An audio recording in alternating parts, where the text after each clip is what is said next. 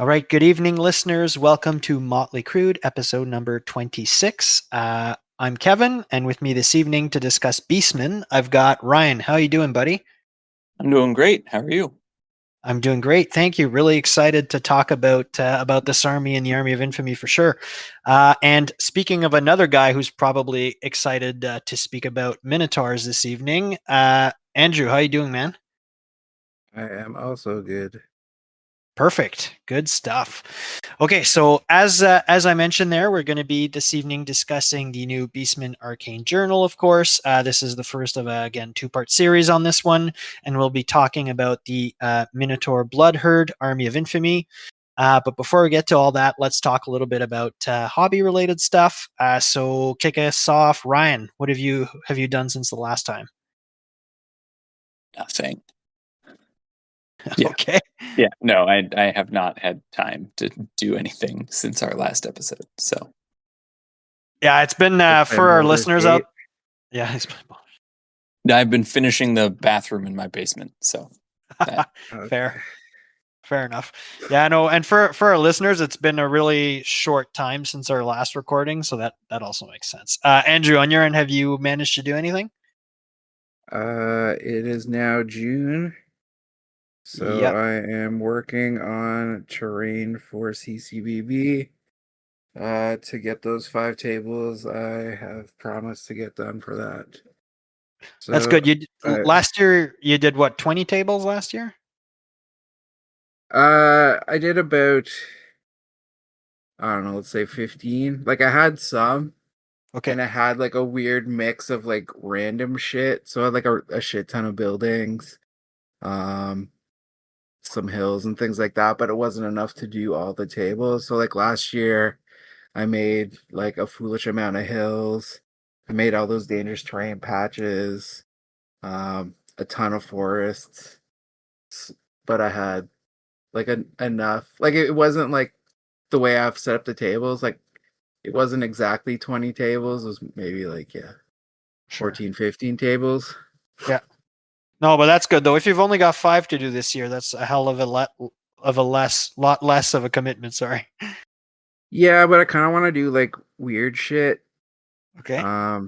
So like one I'm kind of excited about.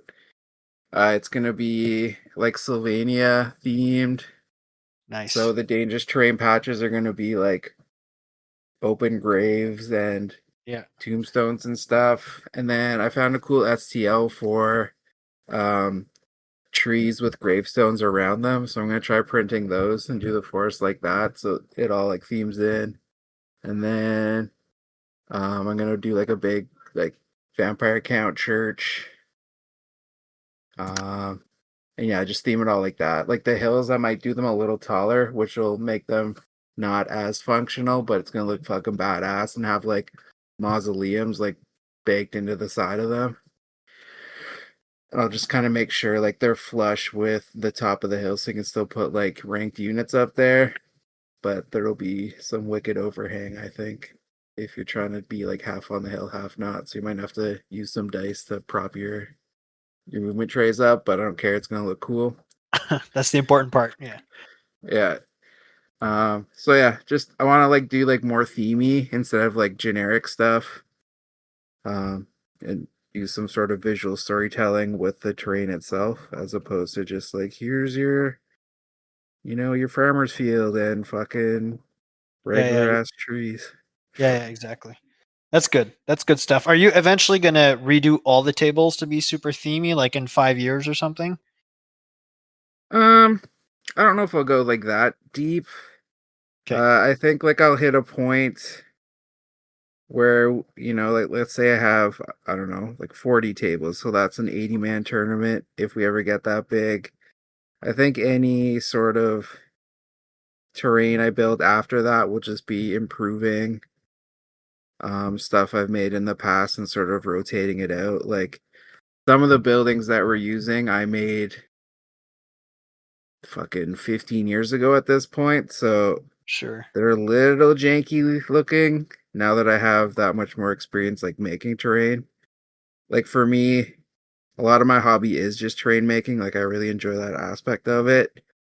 And like since I've made those original sculpts, like I've learned new skills, I have new tools in my Yeah. repertoire to make nicer stuff. So like I can do way better now. And right now we're just kind of using those pieces at a necessity because I don't really have time That makes to, sense. replace Yeah. them. But eventually I'd like to do that. Yeah, that sounds awesome. This is like it adds so much value to the game when you have some really sick terrain setups. It's just that for me anyways, I find that like I want to paint an army and models that I'll put on the table, and I never kind of find the time to actually paint up more terrain. But hats off to you for doing all that for the community essentially. Right. So Well, for me, I'm the opposite. Like I find actual miniature painting like very tedious, okay. especially if I want to get it to like a point or like a quality level that I'm happy with. Like I'm really slow and I kind of find it like a pain in the dick. It's not something I enjoy. Whereas like terrain making and painting, like I find that I guess it's like a more artistic outlet for me because you can kind of Sure. go crazy and let your imagination go. Yeah. So yeah, I'm kind of the opposite. I like making terrain. I don't like painting armies. Awesome. We'll be a match made in heaven one day. I'll paint the armies. You'll make all the terrain, and everybody will be happy. Sure, I'll trade you Okay. terrain for fucking commission work. Oh fuck. Yeah, we should talk about that then. That'd be good. Okay. All right. On my end, for hobbying, so as we mentioned, it's not been a very long time since the last time we recorded. So I've kept on painting the mounted converted sorcerer lord. He's 75% done. I would say he's certainly going to be finished by the next time we record an episode. Aside from that, I bought some stuff for the Minotaur Army of Infamy. I had like a unit of Minotaurs at this point and all the characters I needed, as well as other stuff that I've won at various events. And like I basically have most of a Beastmen army, especially for this Army of Infamy. So I just got another unit of Minotaurs and a few other like little things. And then and then the rumors for Tilea better pan out because I may have started to buy a Dogs of War army. So anyways, if those don't pan out, it'll be another one of my disastrous hobby schemes. So yeah, and then aside from that, my game that I was supposed to play this weekend got canceled, so I've got a game tomorrow night instead. So that's it for me hobby wise. We didn't have a lot of news to talk about this evening until this morning. GW dropped a pretty big, pretty significant article or Old World Almanac on Warhammer Community discussing a competitive book, which is on its way soon, a match playbook. So there's a few items in there that sort of stuck out to me. So just listing them off quickly. So there's going to be 3 different sets of comps for events in this book. I forget what they're called right now. Maybe Brian, if you remember, you can put that in later. But yeah, go ahead. No, I would say open war, grand melee, and combined arms. Amazing. Perfect. So yeah, there's these 3 different sets of comps. Then there's going to be event style missions. I think I counted 6, which would make sense. There's going to be secondary objectives as well as secret objectives in there. There's going to be some guidance for doubles events as well as teams events with like how to do matching, matchups, pairings, all that kind of stuff. And then not as part of this document, but alongside or shortly after, there's a mention of an FAQ as well as a targeted rules errata. So, Ryan, starting with you, what are your thoughts on this big news item from today? So this makes weirdly my part of the hobby that I'm involved in easier, because at least there will be a semi-standardized, game manufacturer endorsed start state to work off of for events and things like that. Yeah. Having missions that are more built or allegedly more built for matched play and suggested methodologies for running tournaments. It's all takes a little bit of mental load off. I am curious about these different compositions. Yeah. Historically, Games Workshop has tended to give multiple like game sizes and formats. So I'm almost tempted to believe that these three things, open war, grand melee, and combined arms, are going to be like 1,500, 2,000, and 2,500 point formats instead of three parallel comps for play at 2,000 points. But Fair. who knows? Stranger things have happened. And like they got 6 missions in here. One of them seems like from its name is probably going to be very similar to the version of Capture and Control that Andrew cooked up with, where we had a hill in the middle of the table. Yeah. Fair. And like having I don't know, I like the fact that they put thought into all of the different types of matched play events and are Agreed. just kind of giving you like one nice little booklet.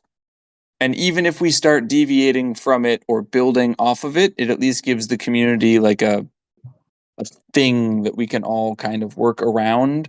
So we, stop having weird tangent discussions and Yep. all kinds of nonsense. And then, of course, I'm just very excited for a new FAQ and errata.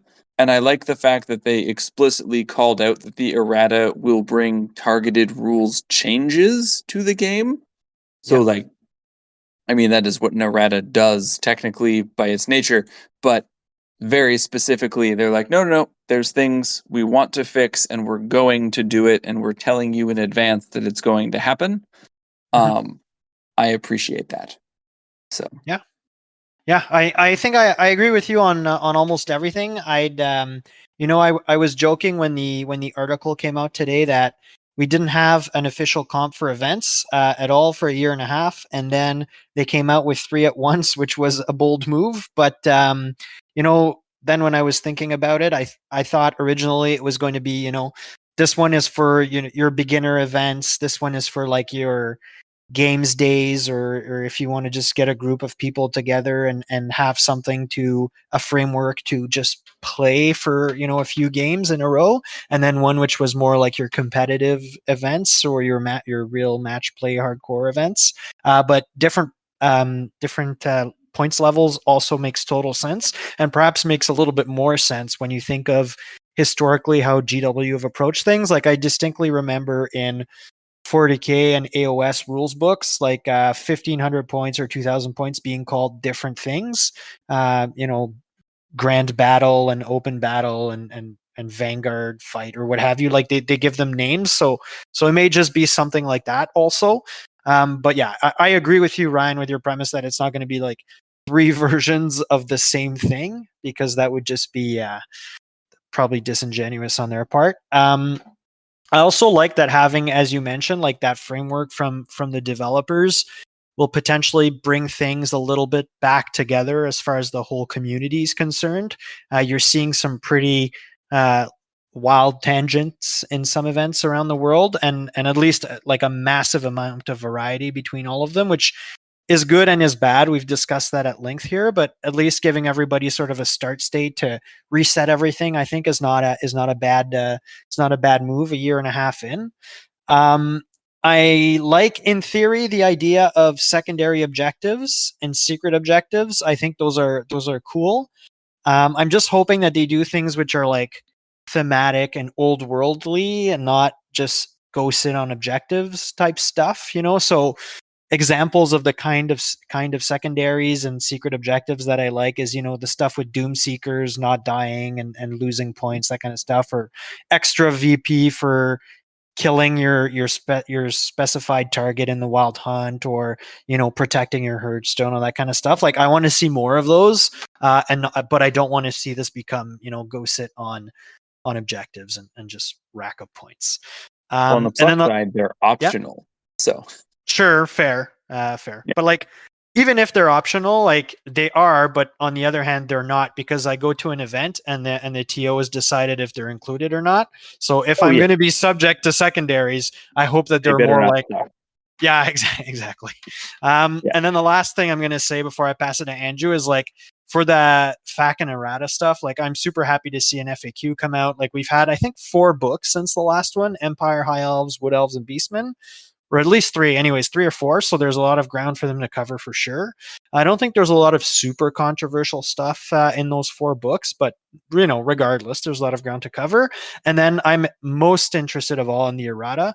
I think, as you mentioned, Ryan, the article was hinted at targeted changes, which is all great. So we'll see how all that shakes out.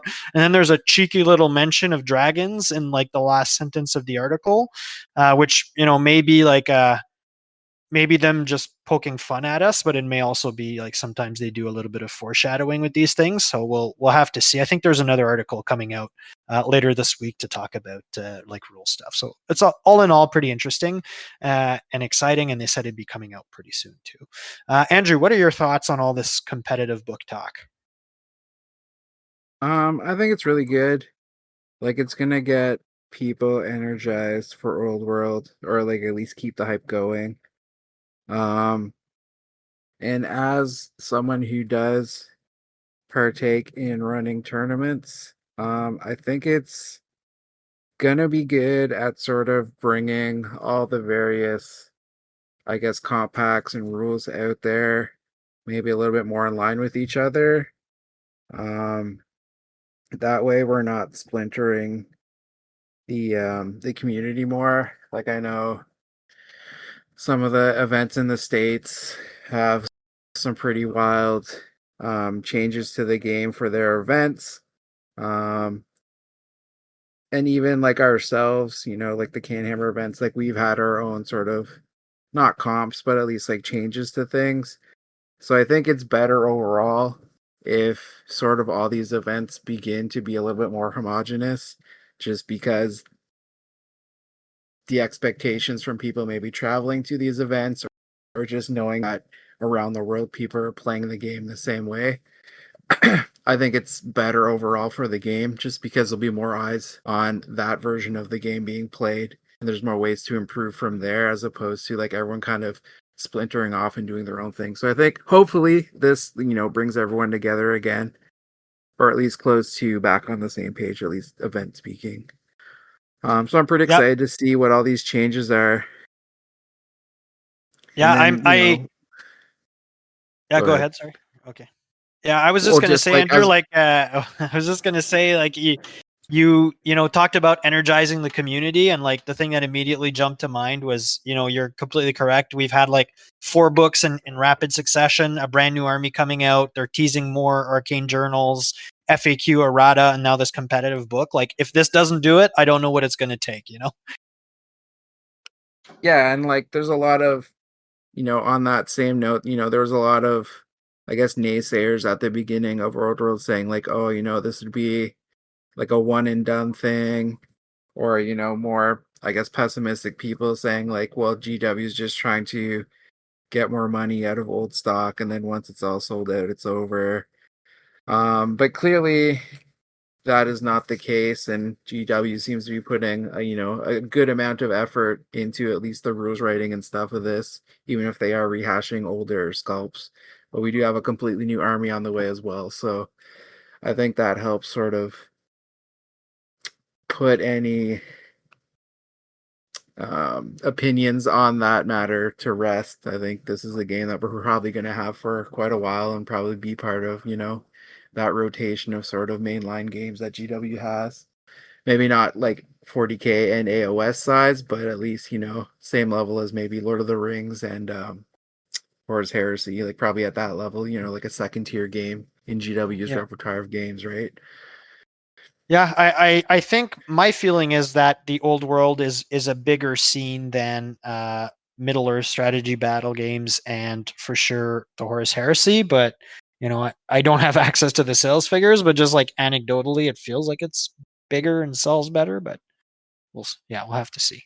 Uh, my guess would be probably on the same level. Like, my understanding is those two games have very big followings. They're just not very, like, I guess vocal is not the right word, but they're not as like forefront.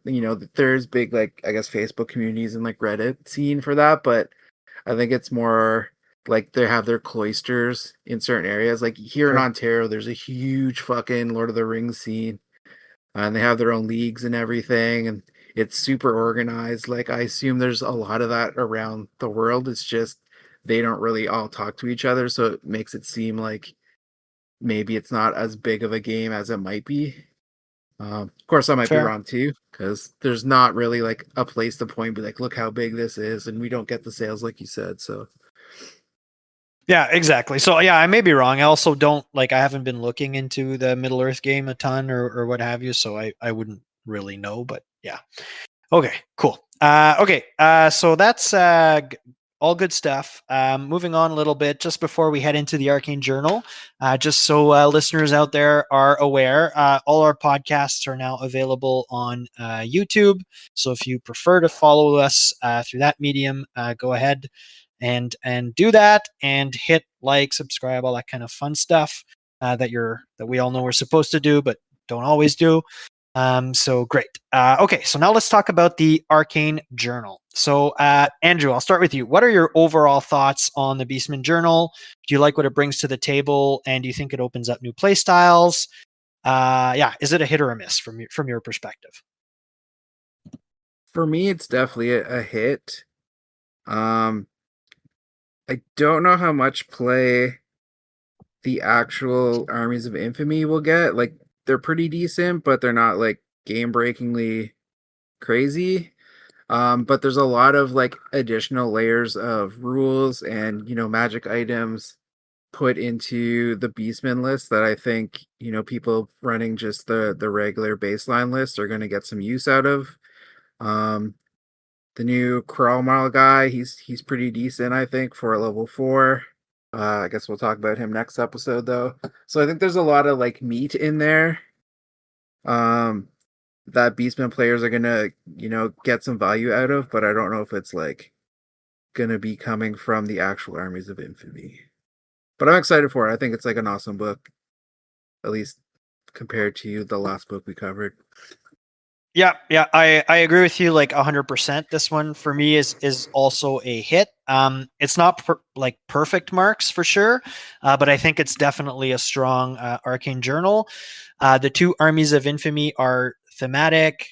They're both playable, even at the competitive level, I think. I mean, they are, as you mentioned, Andrew, significantly weaker than the Grand Army, but like you could still play them and I think do well with them. I don't hate it that like the Armies of Infamy are less competitive or tuned or what have you than the main army. Like I'm fine with that. I just don't want to see that gap be too wide where where they just become sort of irrelevant and you never see them out in the wild. But I don't think we're at that point with this book compared perhaps to some of the previous books that we've covered recently. I think the part that I'm most disappointed in for this book is like the new units portion of the book. So two of the new units, which are all tied to the other Army of Infamy, which we're going to discuss next episode, are not like they're not really much to write home about. But sort of echoing your comments again there, Andrew, like I think the two unique characters are very playable. I think Kralmos is quite playable and fun, and he's got some interesting mechanics. And I think Goros is just like a good little solo operator that you can run that's not too expensive, and I think we'll also have some play at least at some level. And then as you mentioned, like the magic item list in this army is absolutely incredible. Just hot take, I think they may have the best roster of magic items of any army out there, or if they're not, they're definitely up near the top for sure.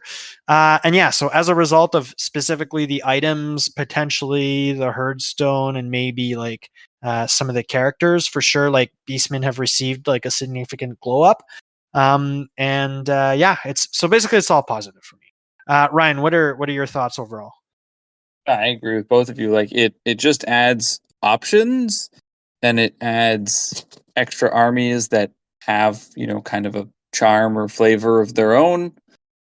It does everything we kind of want an Arcane Journal to do in like multiple domains of being Yeah. interesting. Yeah, exactly. Like you're right. The multiple domains is a good point. Like Wood Elves was, brought a lot to the table in terms of like kindreds and the lore, but fell flat everywhere else. Whereas this one, I think, hits some strong notes across like all categories, items, additional rules, armies of infamy. So yeah, real positive. Okay. So how this review is going to be structured, if this for some reason is the first Army of Infamy review you've heard from us, is first of all, we're going to be covering the lore of Primal Magic, the new lore in the book. Then we'll be talking about the Herd Stone. Then we'll really dive in with the Blood Herd, its army composition and rules. We won't be covering many new unit entries in this one because they're mostly attached to the other Army of Infamy, but we will cover Goros Warhoof tonight because you can take him in a Minotaur army, and then we'll finish off with magic items. So kicking off the lore of the wilds. So the new lore is technically attached to the Primal Herd. It's kind of the same setup as Wood Elves had, but you can still take the lore of the wilds across the broader army with a 15-point common magic item. So Andrew, why don't you lead us through the first spell, which is called Primordial Gloom? Yeah, so Primordial Gloom is the signature spell. It's a vortex. Cast on a 9 with a range of 12. It remains in play. You place a small 3-inch blast template, so the central hole is within 12 of the caster. While in play, the template does not move and is treated as dangerous terrain. While within 6 inches of the template, enemy units suffer a -1 modifier to their leadership characteristic to a minimum of 2, and treat open ground as difficult terrain. I think this is pretty fucking decent, especially if you're, casting it interspersed into your battle lines once you get into close combat range. Because you're going to see there's a lot of fear and terror in this list. So anytime you can fuck with leadership values when dealing with those things, like, it's awesome. And then also to help against, like, sort of getting charged yourself, just having difficult terrain in, like, a bubble around your stuff or in front of your stuff even. It's huge because it's probably going to result in a lot of failed charges. Maybe not so much if you're, like, super, super close, but, like, it's definitely going to fuck with basically everything around it. So I think it's a half decent signature. And casting value 9, like, if you're taking a level 4, that's super easy to get off, and the range is not half bad. A foot, you can get a lot of work done with this spell, I think. It's more defensive, obviously, though.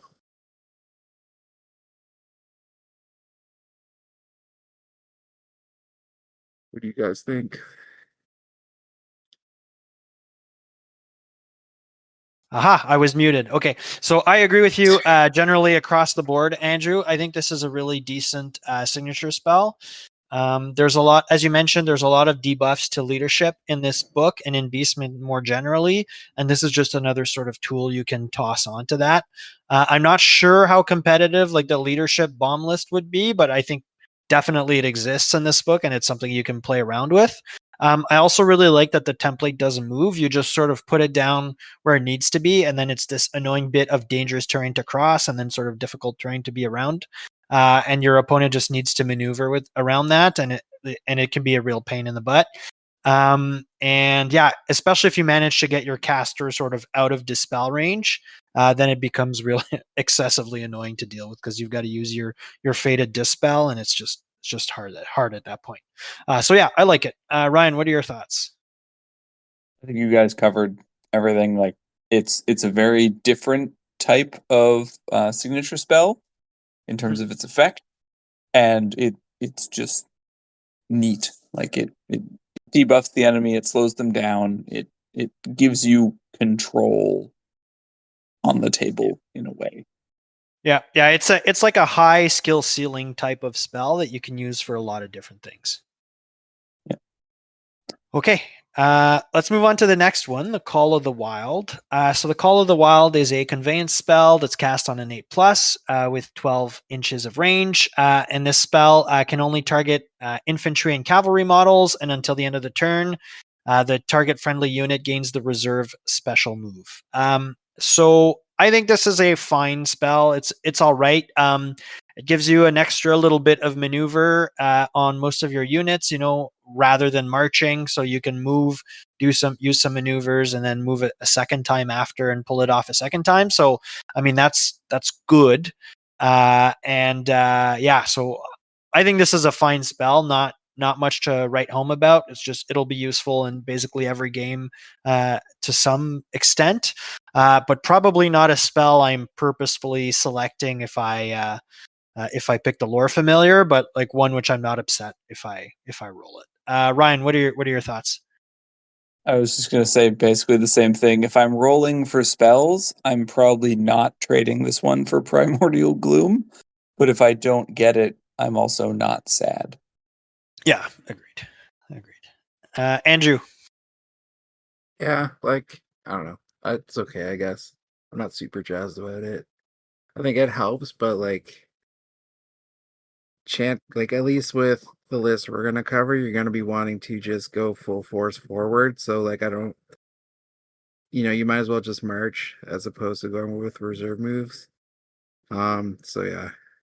I think it's Yeah. cool, but maybe not so much for the Beastmen. I Yeah, guess the caveat there, you can use it to get your wizard out of dispel range after casting Primordial Gloom. fair. Sure. Okay. Yeah, there's other edge cases too. If like for instance the enemy sort of moves out of your charge arcs, well then instead of like marching and spending a ton of movement to sort of do a 180 march, you can pull some maneuvers, move forward, move again into close range. Like so there is Sure. some use to it, but it's not, you're right, Andrew. Like most of the time with this army of infamy, it's like you're pushing your models forward. Is what's going to happen.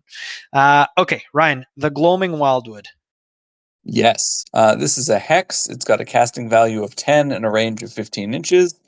Its effect is that it remains in play, and whilst in play, the target enemy unit fears all models in the caster's army, not including allies or mercenaries. Models in the caster's army that already have the fear special rule cause terror in the target unit instead. If the spell is cast, the effect of any other hex previously cast on the target unit immediately expires. This is a very high casting value to... Okay, I'm just going to put it out here. I'm not the biggest fan of fear. I feel it's badly implemented and almost never relevant. But the part where it causes terror the part where it can cause terror in certain circumstances is of interest to me. But yeah, just slapping fear on a unit is not really doing it for me. Agreed. Yeah.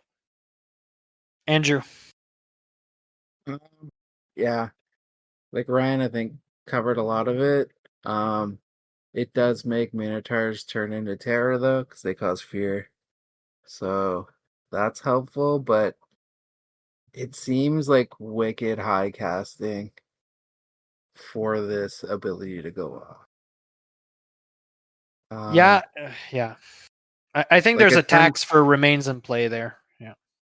Sure, yeah, I can see that. Makes sense, I guess. I mean, I wouldn't hate having it, especially as we go through, the lists and the spells and the magic items. Like, I think you'll see that there's a lot of layering of leadership debuffs that will proc off of, having terror. So I think this is just another layer of that. Looking at it in a vacuum, it's kind of like meh, but I think its value comes from just stacking all those leadership debuffs and then having terror bombs and going. Yeah. So yeah, it's not the worst. It's not super amazing though either. Yep.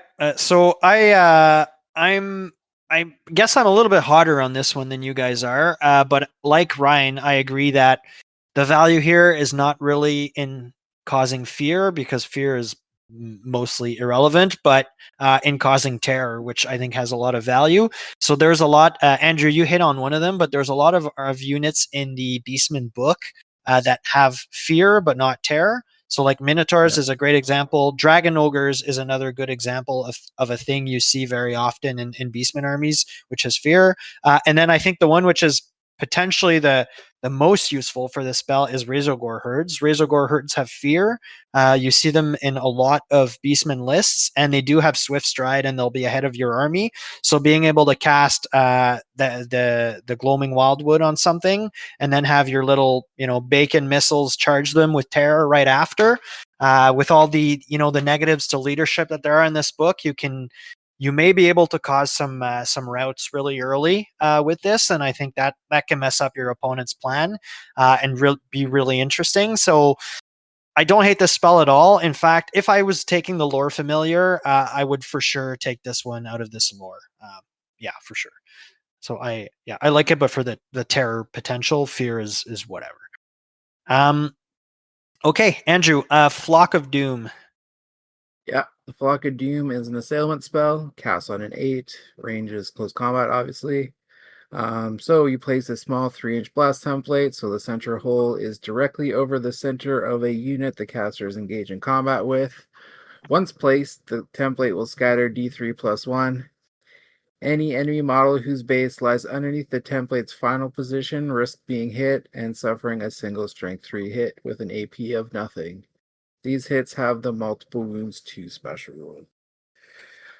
I think this one's pretty bad. Yeah. Just because there's a pretty high chance that it's just going to scatter right off of your target. Yeah. Or back on yourself and just do nothing. So yeah, not that great. I think it's pretty shitty. Yeah, agreed. I think this is a terrible spell. Like, multiple wounds 2 is fun, but most things that you're reliably going to wound on strength 3 are 1 wound anyways, so it won't matter. And then it's not even really auto hitting, despite being a spell, because the small template moves, so you're generally going to need to hit on a 4+ with like the risk of being hit rule, then wound them, then they get their full saves. So yeah, this is garbage, frankly, and this is the one you're swapping out for Vile Tide, I think, in the lore. Ryan, what are your thoughts? I say this is also an assailment, so it can hit you. Yeah, but it only affects enemy models. But yeah, if it goes back on you, like Yeah. the whole effect of the spell is just lost. It's largely like anyway. Like it's not the worst thing in the universe. Like there are worse assailment spells, but this one, yeah, I'm not going out of my way to take this or use an assailment ever. Yeah, But with it's the not mages. Hammerhand. Well, there's a decent Like, mage in this army of infamy, but in general, yeah. Yeah. Okay. Fury of the Beast. So this one's an enchantment, casting value 9 up, range self, obviously. So the effect is until the end of this turn, the caster and any unit they have join gains the fight in extra rank special rule. So this one, I had to think a little bit about. I'm not totally sold on this spell. I think on paper it's decent value to have fights in extra rank, but it doesn't feel like in Beastmen specifically you're really getting a ton out of that. Most of your heavy hitters in the army are either like monstrous infantry who pack a ton of it, or infantry or cavalry there who pack a ton of attacks each. So getting an one extra attack from the second rank is like of mild value in increasing the overall output, like proportionally speaking. And then your other big damage dealers are like single entities who will gain nothing from this, and then ranged units, ranged magic or shooting, who will get nothing from this also.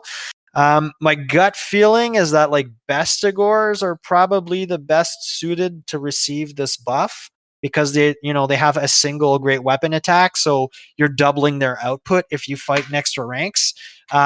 But still, like, Bestigors are not great overall, and because it's range self, you need to have a caster in that unit too. So it feels like a lot of investment for Bestigors. So yeah, overall, I'm not really sold on this one. It's not terrible. Like, getting extra attacks is always good, but I feel like there's probably better. This army could do better. Ryan, what are your thoughts? yeah, like I don't disagree. It's one of those like it exists. You're right. Like Bestigor's probably getting the most use out of it. Or like maybe Gores Yeah, with the Totem of Rust or something, just where you're just throwing a lot of hand weapon attacks at something. sure. But at the same time, like if you remember, like a few months back, or maybe 6 months ago, when people were running that like big Minotaur block, like Mhm.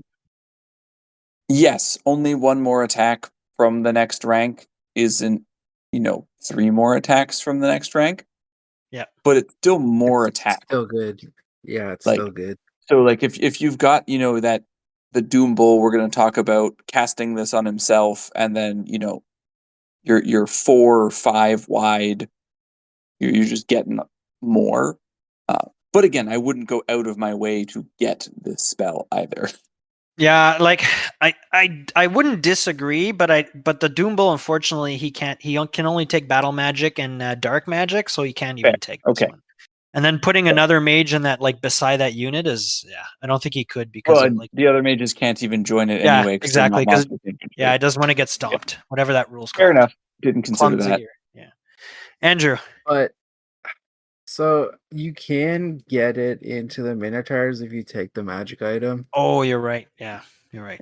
And that's kind of where my mind went first because, like Ryan said, sure, it's only one extra attack off the Minotaurs, but they're super efficient attacks, and just like even if you get 4 more dice to roll, like that's just gonna ensure that whatever you're touching is dying, or even like more tougher things like dragons are gonna be sweating if it's here's another 4 great weapon attacks re-rolling ones depending on if you get your primal fury off and shit. Like I think it's not something like say you had a lore familiar, you're gonna be like, well, I'll take it. But I think if you roll it, especially like for that Minotaur block, you're not gonna be super sad about having it because I think you will get some definite use out of it. Yeah. Yeah, it just feels like I don't disagree. It just feels like, you're paying 35 points to upgrade this guy, or 65, then you're going to be buying the demon heart that we'll talk about later for 30 points. Then you want to put the 15-point item on him. You're like 45 points in out of his 100 allotment on like arcane items, and he's not even really a mage to then dry roll Fury of the Beast. Like, it just feels like we're jumping through a lot of hoops for this, and then he's only a level 1 or 2. He's got a cast on a 9+. So I As you wouldn't said put too, it though, like Bray Shaman and some Bestigors Yeah. is a perfectly decent use for this. Yeah, I think so. Yeah, I'm not discounting it, Andrew. I just feel like it's a lot of things that have to line up. for sure. I'm not saying it's like the best, but I wouldn't also be sad depending on what wizard got it in my army. Yep. Agreed. Okay, let's move on to the next one. Ryan, Strangle Root. Yes, this is a magic missile with a casting value of 9+ and a range of 4d6 inches. The effect, you draw a straight line 4d6 inches in length from the caster's base edge. Any enemy model whose base falls under this line suffers d3 strength 3 hits, each with an AP of -2. So it's one of those, like, there's just so much randomness here. Yeah. Like, it has the potential to be like devastating into like T3 infantry. Especially because a lot of T3 infantry is also, only armor 5. Yeah. Or you could roll, a 4-inch range and do nothing. So it's just like the Yahtzee of damage. Yeah. Agreed. But yeah, it's one of those things, like, if you get it and you were rolling for your spells, it's there. You might get it off twice in a game. But I find, like, I have the same problem with Burning Gaze from the Lore of the Lady. I never take it because I can either consistently give myself a regen, Mm-hmm. or I can roll dice and see if I do like one strength 4 hit per model. Yeah, exactly. Yep, I think you're bang on, Andrew. Yeah, like it's neat, I guess. if you had like a, I don't know, I'm always thinking like crazy shit. So you put like a Bray Shaman on a flying carpet, give him ambush, fucking sneak in the back and start like lacing up 5-man blocks of cav. Yeah, That'd be from the funny, but flank. Yeah, sure. yeah, like just I don't know, something stupid like that. But yeah, it's not. I guess it's neat to have, but you're probably not gonna get a lot of use out of it, except for that one game where you fucking line up like a wicked shot and like just nail a bunch of shit. But I don't Fair. know. Yeah, I think it's decent, but it's super situational. Like most units are not like these days are not deeper than 2 max 3 ranks. And if they are deeper, you're not really killing anything expensive.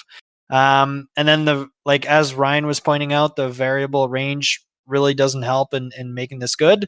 But like yeah, as you're saying, Andrew, if you line up this magic situation where your opponent is in marching column and you get like the full, I don't know, whatever the full distance, 24 inches or what have you distance is, and then you just zap like fucking 8 dudes or something, that'll be great. But you're gonna see that in like one game out of 20 or whatever. So yeah, decent but situational is my pick.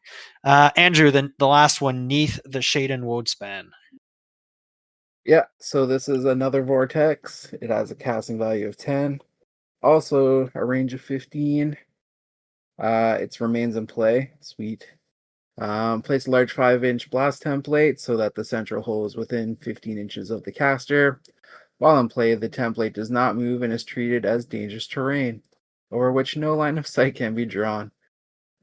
While within 6 inches of the template, enemy units suffer a -2 modifier to their ballistic skill characteristic to a minimum of 1.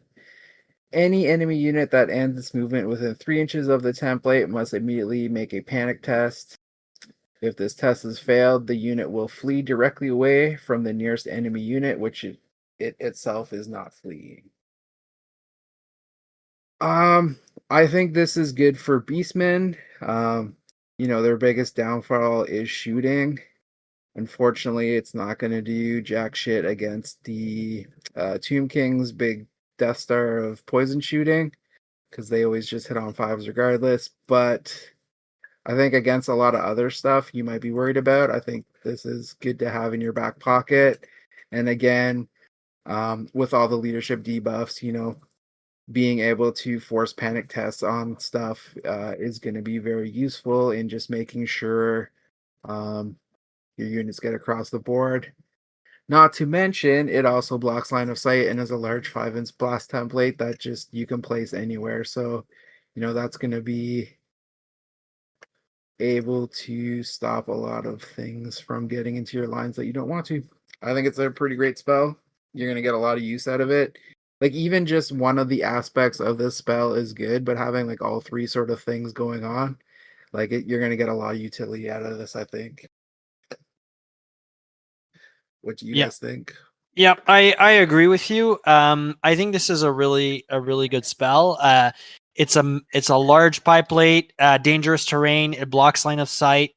The -2 ballistic skill is that doesn't scatter at all is great, and I think the panic tests are just gravy after. Like this is devastating into a shooting army, particularly one that sort of relies on ballistic skill shooting.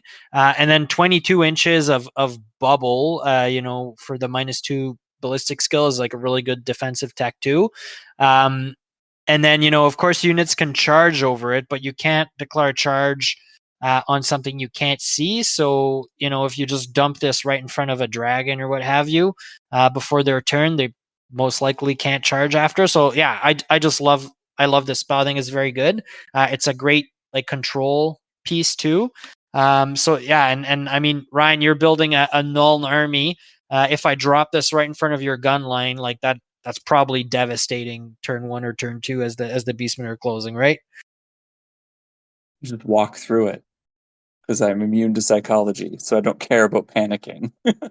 No, but I mean like the minuses to ballistic skill shooting, Yeah, right? yeah. Like the yes, no, that is a pain, and yeah, it's a solid. It's only a 17-inch bubble, but yes. Um, Fair. Sure. Yeah. What are your thoughts? Yeah, no, like it's great. It is a giant pain to anyone relying principally on shooting. It controls everything. It synergizes really well with Primordial Gloom as well. Um, where you just throw down, some -1 leadership modifiers right near your panic-inducing giant sphere of doom. Um, but yeah, no, and you were absolutely right. Like this would fuck up the gun line. I think the difference is I don't actually view my null army as a gun line. It also doesn't. It has no effect on cannons other than if you drop the pie Can't plate see it. directly Yeah. in front of the cannon. Yeah. Definitely can't be in front of all 6 of them. So Yeah. But I mean, if you Yeah. if you block 2 or 3, that's already that's already a win. I think. yeah. Oh no, 100%. But also, like again, if I deploy 3 cannons where one 5-inch blast template prevents them from shooting, Sure. Yeah. I have made a mistake, regardless of this spell. Yeah, sure. But then there's like also angles, right? Like this prevents you from shooting a certain direction. So, Yeah, anyways, no, but yeah, it's an yeah, amazing control piece, yeah. absolutely.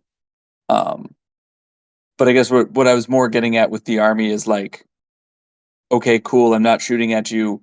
Eat 28 halberdiers to the face. Like that's more. Somehow, I don't think the masses of Minotaurs are going to be too worried about the halberdiers. But Not gonna yeah, lie, like, well, Yeah, ask yeah, they will. ask around. That unit of halberdiers with Hans in it has beaten some weird shit. fair, fine, yes, sure, yes, yeah, and then potential, yeah, I agree with you. Okay, perfect. Okay, so let's just close out the lore here. What are your thoughts on the new lore overall? Do you see it as being impactful? Do you think it opens up new combos, that kind of stuff? Like, what are your standouts, Ryan? So, not gonna lie, like looking at it, the only 2 spells I would actually want are the 6th one and Primordial Gloom. Yeah. The other ones are all kind of like I'll take them if I whatever. Um, so it doesn't really like as a whole lore, it doesn't really excite me the same way like the new Wood Elf one did. Hmm. Um, but like I think there's certainly a place, especially in the second army of infamy or in Grand Army, for having a caster or 2 with this lore, and then some casters bring your more stock elementalism and whatnot, just for Yeah. a couple of these spells. Yep. Yep. Agreed. Andrew. Um, yeah, I don't think it's like as good as the Wood Elf lore if we're gonna make comparisons. Because that kind of had bangers throughout. In this one, there's only like 3 that kind of stand out to me, which is Primordial Gloom, the Gloaming Wildwood, and then the 6th spell. Um, I think Beastmen players will get some use out of this lore, but I don't think it's like auto take, and you'll probably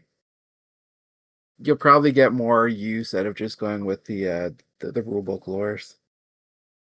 Agreed. Yeah. Especially like elementalism, I think with the TMP and like, yeah, I think you're getting more out of those. I think this lore is decent. It's not as good as you guys mentioned as the Wood Elf lore for sure, but I think it's still playable. I like the two templates as good like defensive tech bits to sort of control and limit your opponent's movement, their charges, and their shooting. Like this is all things which your slower Beastman army is vulnerable to, so that's good. And I also like the Gloaming Wildwood, like the Fear and Terror spell. I think it synergizes well with the rest of the army, and it's something you can definitely take advantage of. But I mean, so I guess I'd take the two pie plates, Gloaming Wildwood, and then swap out whatever other spell I get for Viletide, and you have a pretty decent little caster there, especially considering you usually have more than one caster in a Beastman army, so you can take like other lores after. You Ryan? can't have Primordial Gloom and Viletide. They're both signature spells. Oh, you're right. Yeah, you're right. Can't double up. Yeah, you're Or right. also, like if you play into Tomb Kings, this lore is useless. Like you I show mean, up and just yeah. do nothing. Well, yeah. Into Tomb King, I'd obviously want Vile Tide for sure. Although dropping like the line of sight blocking pie plate right in front of them can be annoying, for sure. I mean, it won't affect their ballistic skill shooting, but like if they can't see you, they Look, can't shoot you. Yeah, it can reduce the amount of shots coming in at Yeah. you at least. Yeah. But I guess what I'm getting at is like in that matchup, it's something you could accomplish with Column of Crystal or Yeah, but whatever. I don't think there's illusion in Beastmen though. You're right. I'll double check, but I But don't yeah, think so. it's one of those things where I guess all I'm saying is like there are matchups where like this entire like list of spells get significantly less useful, which is Agreed. something other lores of magic don't necessarily suffer from. Agreed. Well, wouldn't the leadership debuff fuck up their magic shit? Their like recursion? Isn't that off of Only a their little shit? bit because their Yeah. BSB They also re-roll allows it. rerolls of any leadership test. Fucking Tomb Kings, man. Fucking Tomb Kings. That's how we should rename the podcast to fucking Tomb Kings. Yeah. No, but I agree with you, Ryan. Like, I think definitely elementalism is better. Battle magic would be better also overall. Yeah, I think this is on par with like dark magic or something. There you go. Yeah. Okay, cool. Let's talk about the Herdstone. Sorry. Did I skip you, Andrew? No, we talked about everybody. Okay, good. So the Yeah. Herdstone.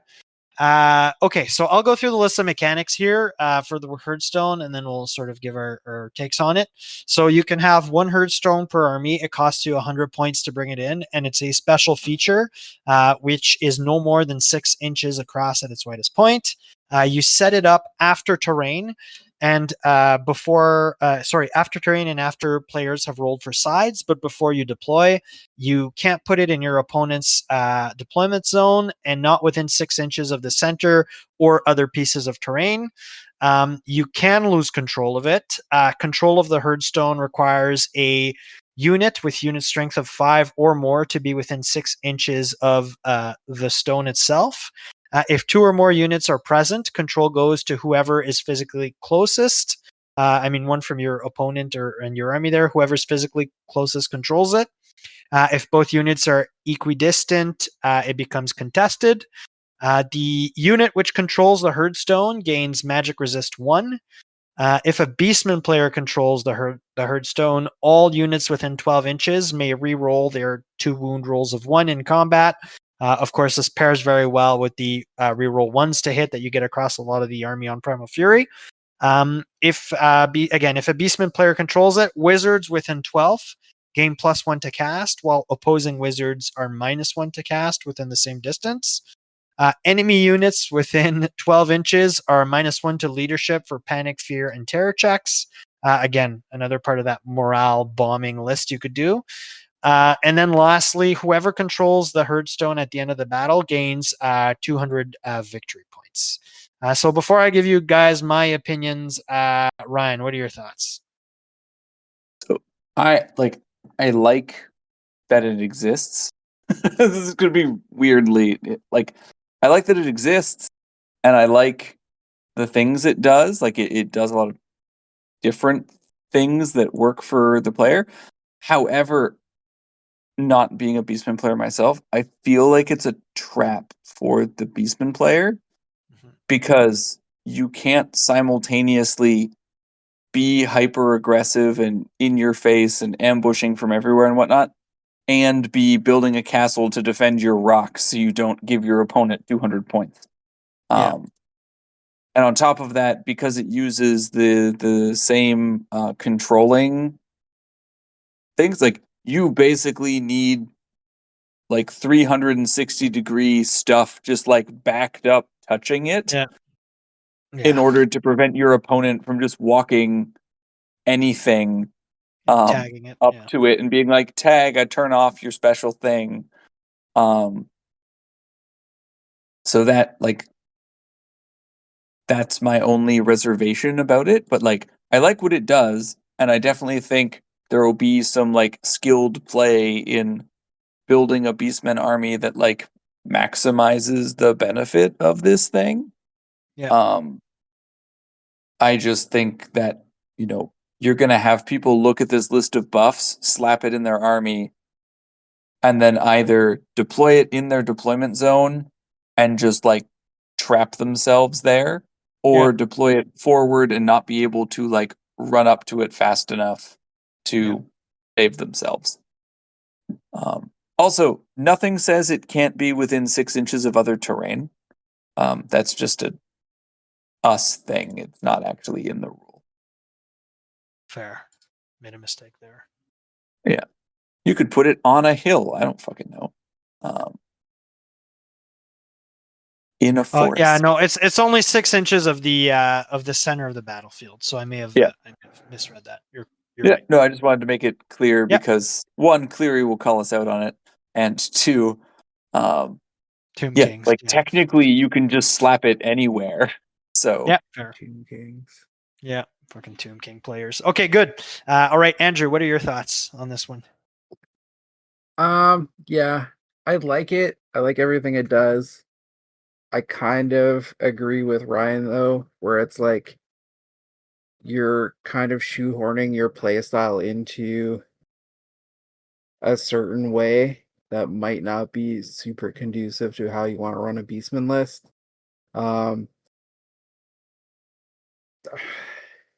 It's hard because like you want all this stuff to happen,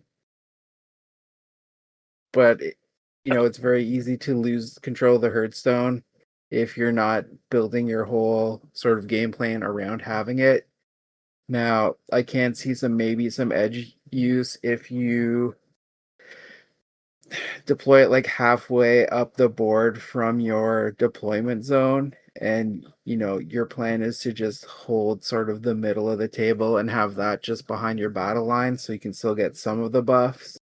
But you're giving up other things to get that to happen, and your opponent will probably be able to see that coming a mile away, and then they'll move in a different direction and sort of flank you out. So I it has some cool tech to it, and I think you're gonna see like skilled players use it appropriately and milk out every bit of goodness out of this thing. But I think it's gonna be sort of like a high skill ceiling thing where it's gonna be hard for the average person to like get the most out of it, or not have it just be a straight up liability where it's costing them points at the end of the game. But I think it's good to have, and I think it will see some use. Just how impactful it's going to be, I guess we'll have to wait and see. Obviously, like you and I, Kevin, will need to get some practice games in and figure it out. But yeah, I think it's good. I think it's cool. Is this the first terrain piece for an army that you can actually buy? Like, I know the Wood Elves get their fours, but that's just auto, right? Like, this is something you can buy for your army. Yeah, it's the first They're the only one. ones who have that, right? So that's cool. I think that's cool design space. Spending points on a terrain piece that gives your army buffs. Like, I think that's really cool. So, like, I'm kind of excited to see this in use, and hopefully, we see some high-end players figure out, just how to make this thing tick. Yep, and it's a really cool modeling project too. If you don't use the one from AOS and you build your own, like, can also be really cool from that perspective. Well, I don't think you can get that one anymore, right? Backyard rocks. Second hand it, but yeah, you can't buy it anymore. You're right. I'm not totally sold on the Herdstone either. I see some like positives and negatives. A lot of them you guys just you outlined, but like also I like the ability to just drop a piece of impassable terrain on the table. That's nice. But like I guess the reverse flip side of that is you do drop it before deployment, so it becomes a bit of an anchor, and then your opponent knows where you intend to deploy, or at least send a large part of your army after. So I guess it's like a double-edged knife on this one for sure. I think the most meaningful of these bonuses is like the +1 to cast, -1 to cast. I think Beastmen rely quite a bit on spell casting or Vile Tide, let's be honest, as far as like the army goes. And there's like an army of infamy dedicated to casting in this book, so that bonus will go a long way for them. And I think the other bonuses are like mainly secondary to that one. However, like my gut feeling is that, as you mentioned, Andrew, there, like, and it's something we talked about, I think, at length when we were talking about list building, especially in that one episode. There is like everything in your list building needs to be like cohesive and all fit like the same track and all go in the same direction, and you don't want parts of your list detracting from the remainder of it. And I think that the Herdstone is kind of anti-synergistic with a lot of the army. So unless you're going like primal herd, magical dominance, poison shooting type army there, most Beastmen armies are generally all about closing the gap and smashing some faces in. So being tied down and required to babysit a literal stone in the ground feels counterproductive. I mean, and also artificially splitting your forces in a close combat army is just doesn't seem like a good idea. Yeah, I get, Andrew, as you mentioned, that you can sort of push it forward, place it forward, and run up, but that feels, again, like you mentioned, like a really dicey proposition.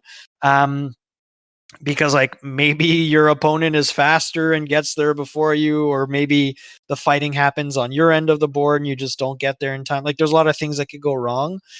Some clever use of spells to prevent you from getting there, all that kind of stuff. So anyways, I guess my take is that the Herdstone is not an auto take item for sure.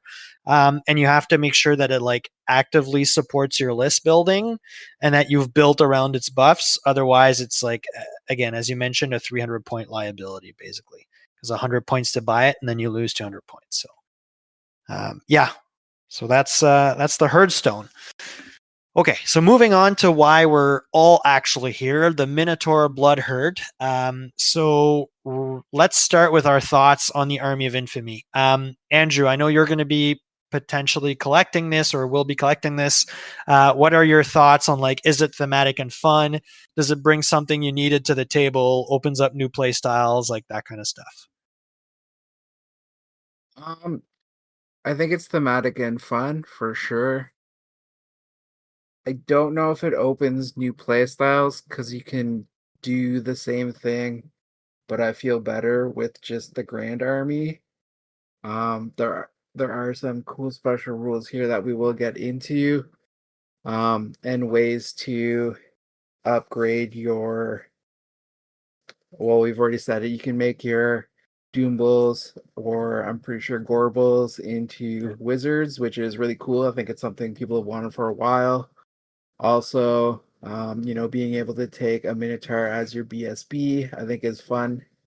And also something people were hoping for, I think, in the regular Beastman list to begin with. But I just think you can make a more competitive list with Minotaurs as the focus still, with the Grand Army as opposed to this Army of Infamy. I still like it, but I think the Grand Army is a little bit better. Yeah. What about you, Ryan? Well, yeah, like the Grand Army is definitely better from like a competitive perspective, but from I want to make an army made entirely of monstrous infantry without taking gores, you can do it. Yeah. So high take five like for 5 theme, gores. Who cares? but I want 0 gores. I want only Fine, half. whatever. All right, fine. But no, you're absolutely right. It doesn't add a play style that didn't exist. It just adds a different way to use your stuff. And it's not probably not better, but it has some cool factor. That's about it. Yeah.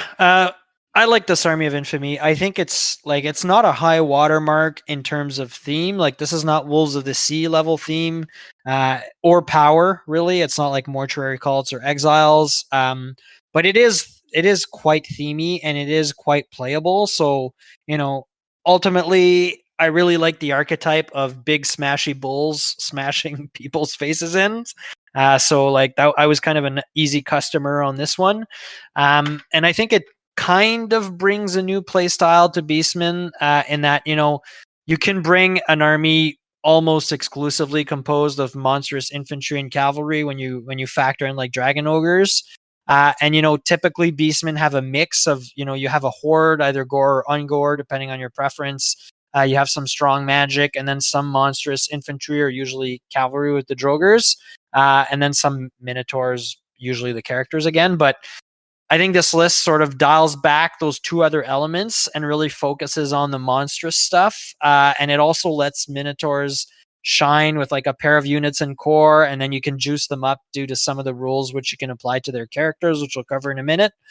So I think that's all positive, and it sort of opens up a skew on the main style of how you play this army. So that's cool. And I guess my big miss here is there's no new units in this part of the book. And sure, you can pump up your general to be a caster, which is great. But I would have liked to have seen like a lot more in terms of units here. And I think like overall, I like this though. It's weaker than the Grand Army. You guys are totally right. And this is probably also a little bit weaker than Primal Herd.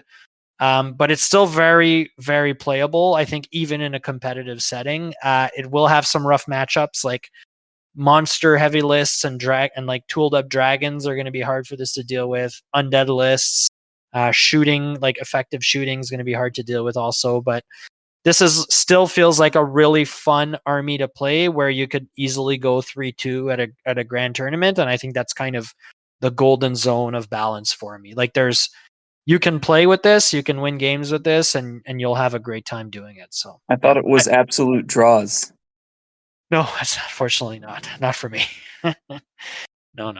Yeah. Okay. So Ryan, army composition. What do we have? So this army, for characters, up to 50% of your army can be 0-1 Doom Bowl per 1,000 points.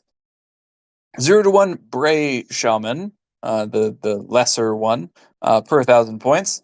And as many Gore Bulls, War Gores, and Centigore Chieftains as your heart desires. Or up to 33% of your army, 33% of your army at a minimum must be spent on one Minotaur herd per 1,000 points. So in a typical game, that's 2 Minotaur herds. 0-1 herd stones, and gore herds, ungore herds, and chaos warhounds. Special, up to 50% of your army can be spent on 0-1 unit of dragon ogres per 1,000 points, as well as harpies, minotaur herds, centigore herds, razor gore herds, and gorgons. And then for rare, up to 33% of your army's points value may be spent on 0-1 dragon ogre shagoth per 1,000 points, chaos giants, chaos ogres, and chaos trolls. And your BSB can be a gore bull or a war gore for 25 points. So that's a whole thing. Overall thoughts, again, like I think the theme of it works, and you'll see that more with the rules too. But like, your army's gonna show up. It's gonna have 2 big units of minotaurs, probably some dragon ogres, Doom Bull, some friends, maybe a couple gorgons, whatever. That'll be cool. And like, also, if you want to go real narrative here, like less of a competitive thing and more just whatever, it's also very clearly meant to be the like inner circle guardians of the herdstone. I think that's why the herdstone is in core.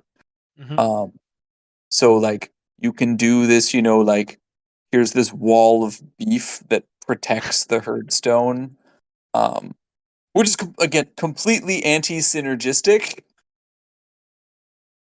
but is a thing. Fun. Yeah. Cool. I agree with you, Ryan, for the most part. I think having no level 4s is not ideal, but I don't think it's as bad in this Army of Infamy as it is with others. Like, there's a mix of a rule, which we'll talk about in a second there, with making your Minotaur characters casters, and then an item which gives you like a really strong magic defense. But still, like so that sort of washes away a little bit the issue of not having a level 4. But on the other hand, not having an easy, reliable source of Vile Tide kind of hurts. Kind of hurts in this army. 33% core is usually not great, but in this case, not too much of an issue either. I mean, you're bringing this army of infamy to bring big smashy stuff, and 2 units of Minotaurs will basically eat up most of that core anyways. As you mentioned, Ryan, there's also the Herdstone in core, which is, I think, a little bit more interesting than when you have to take it in special, like the other, like the Grand Army and the other Army of Infamy. So, between the Herdstone, if you want to take it, or even just 2 big units of Minotaurs, you've got your 33% core anyways. So that's fine. I'm getting ahead of myself here a little bit, but because we haven't talked about the items, but I think not having access to Bestigor in particular will be a little bit annoying, because I think they're a really good caddy for the new Falcon Horn banner, or whatever it's called there, due to having veteran, which is something I think you'll see in lists pretty often, like in Beastmen lists, 5 Bestigor with that banner of no fly. But anyways, so not having access to those isn't ideal. But overall, like, I think the army composition is really thematic. It just lets you bring a big bunch of Minotaur characters, Minotaurs, and Dragon Ogres just to beat people to a pulp. Like, it's a simple game plan, but it works, and I'm there for it. Andrew, what do you think? Yeah, like I like everything included, and I think it's really interesting that they added the Chaos Ogres and Trolls to this list just to maximize the amount of beef you can take. Yeah. And not as just straight up allies. They're actually part of the list, so they get all the benefits from that. Especially the Trolls, like they're decent, I find. Obviously Flammable sucks, but whatever. They get their throw up, they get stomps, they get everything. So Yeah. give them Yeah, great I weapons, and I think they're strength 7, which is retarded. Yeah. But yeah, like nowhere to put the aforementioned Falcon Horn for the beasts in, unless you're dumping it into a Minotaur unit. It's kind of rough. Also, Like, for no access. clarity, you could put it on like Ungors. It's just gonna be bad. Yeah, it's going to be hard to pull it off. So it kind of has to go, and Yeah. even your BSB is only leadership 7, right? So Yeah. Like you need it. Yeah. So I don't know. You have all the tools you want in this list. Your core. You can have 2 big blocks of Minotaurs to fill it out pretty quickly. You'll probably want some more hounds, but then you still have access to Razor Gores, which are just super good. yeah, You have access to your Dragon Ogres, which again, super good. And then it's unfortunate they don't got access to the giant Chaos Spawn, but I agreed. think Gorgons can do some work, even though I know a lot of people locally kind of poo-poo them, but I think a pair of Gorgons running around, it's going to be a pretty scary prospect for certain armies. And it's a good way to get, Heroic Killing Blow and Regular Killing Blow into the list to try to keep at least dragons somewhat honest on the board. So yeah, I think you have all the tools you want other than, decent magic and somewhere to put that, the Falcon Horn. Yeah. Cool, and we'll learn its name in a few minutes when we get to items, though. Agreed with you guys on this one. Let's go to the special rules. We've talked about them a lot already, so let's actually go ahead and spell them out. So I'll grab the first one, which is going to be which is going to be called Bloodshed and Butchery. So all Doom Bulls, Gore Bulls, Minotaur herds, and Gore herds within a Minotaur Blood Herd army gain the Impetuous special rule. Obviously, not a great first rule to lead off on. Doesn't, I think, overly matter in this army because your game plan is pretty much to be charging things with those 4 kinds of units, the 2 characters and the 2 units there. If you're not charging with your Minotaurs, it's probably a it's probably a bad call. So I'm not overly bothered by it, and your Minotaurs can handle most kinds of targets anyways should they charge at them, but it definitely is a downside.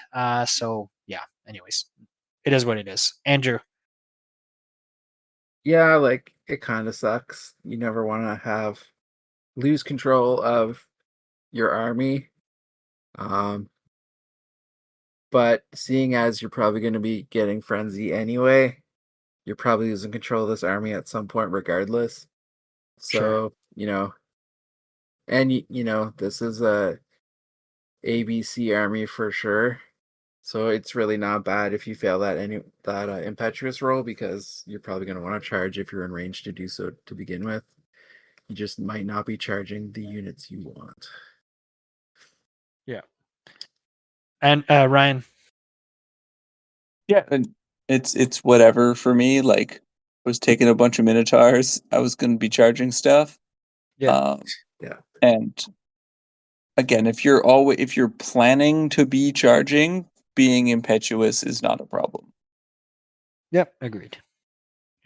And I think people are less likely to try to bait you with like a big unit of Minotaurs that may not have to charge than they are if you're like a unit of goblin wolf riders, right? Yeah. Awesome. Okay, Andrew, Champions of Slaughter.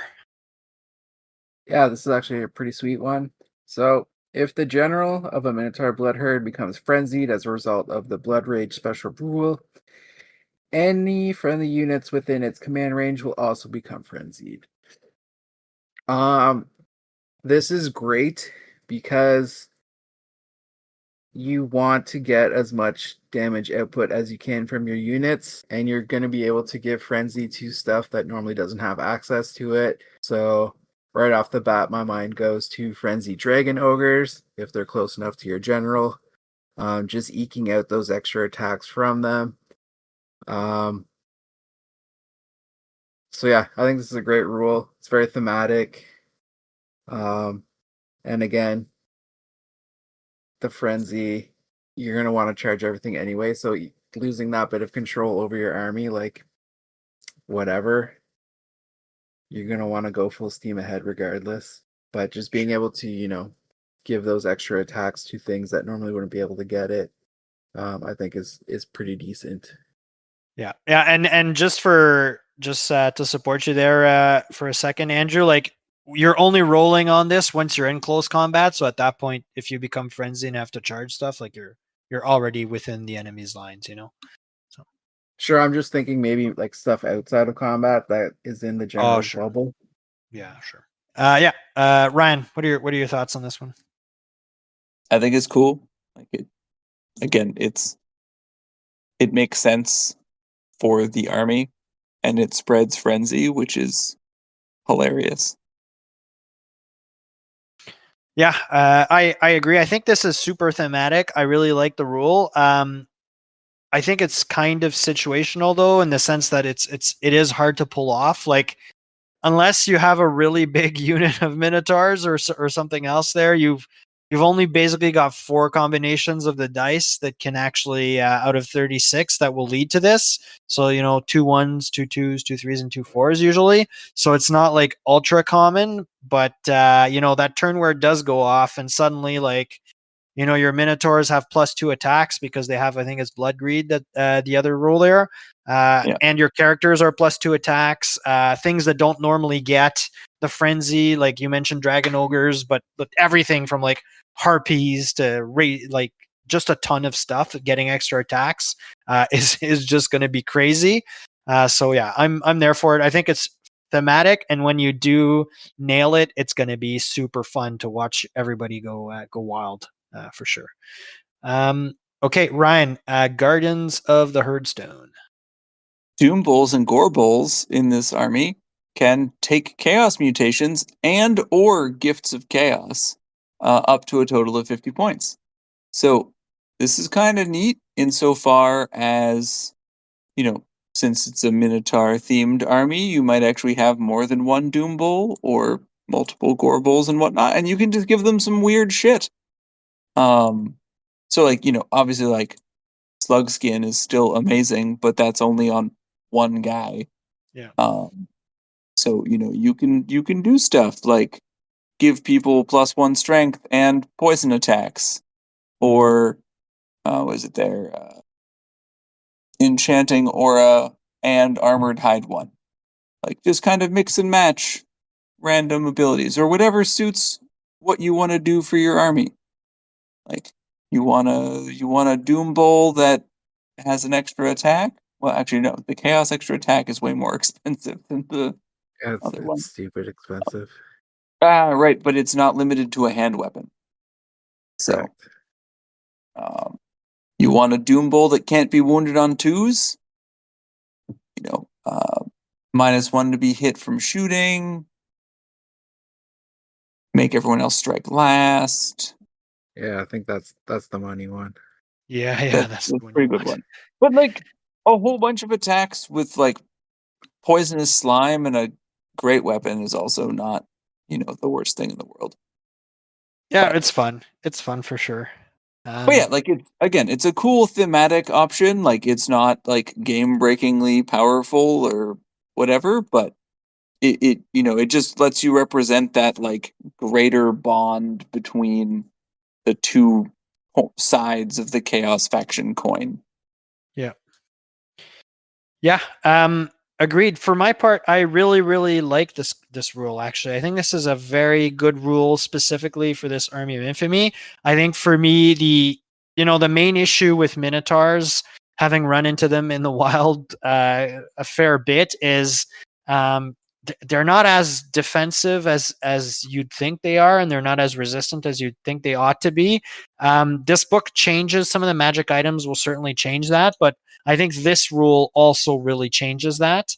I think for me, the obvious combo here is getting the enchanting aura. So the aura of always strikes last on a large unit of Minotaurs, and then you get the +1 armor save. Like great, but like having your unit of Minotaurs that's like 2 characters and two big beefy boys wide, be able to strike before the enemy and just clear out that front rank is going to do wonders in terms of the survivability of the unit. So I think that is an especially strong combo on one of your 2 units. And then interestingly, both Warriors of Chaos and Beastmen have a -1 to hit from range.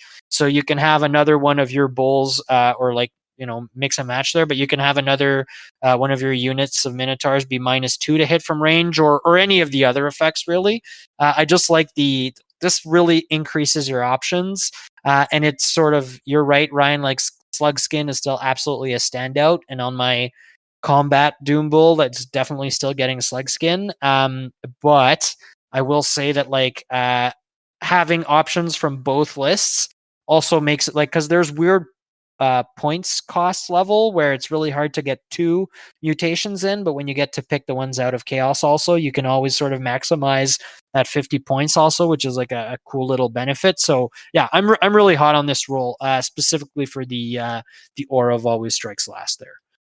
Andrew. Yeah, like I think this is great. We've touched on this before, but like anytime you're given more options to customize your characters, that's great. So even if you don't make full use of Gifts of Chaos and you still try to use more mutations than you normally would, like I think it just having more options and being able to customize your character to the way you want, the way you envision them, either in your head or to be able to play a certain way on the table that specifically you want. Like I think that's always a good thing. I know Yeah. we're really hot on the kindreds and wood elves because of that.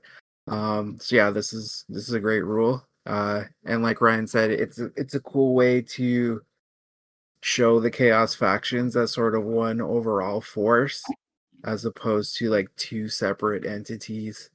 It kind of unifies that theme, so I think it's pretty sweet. Yep, agreed. And then our last rule is Magics of the Dark Gods. So only the general of a Minotaur Blood Herd army must be a Doom Bull or Grow Bull. For 35 points, this character may be a level 1 wizard, or for 65 points, this character may be a level 2 wizard. If so, they can know spells from the lore of battle magic or the lore of dark magic. A wizard with this special rule may wear armor without penalty, which is great considering the characters that's going on. So I think this is a good rule.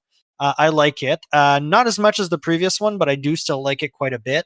I think because you can't take a level 4 character in this army, being able to make your Gorbull or your Doombull or somehow Gorbull, if you've taken that as your general, a level 1 caster especially is great. This combo is exceptionally well with a demonic heart item we're gonna talk about later in terms of giving your army credible magic defense, even though you only have level 1s and maybe level 2s.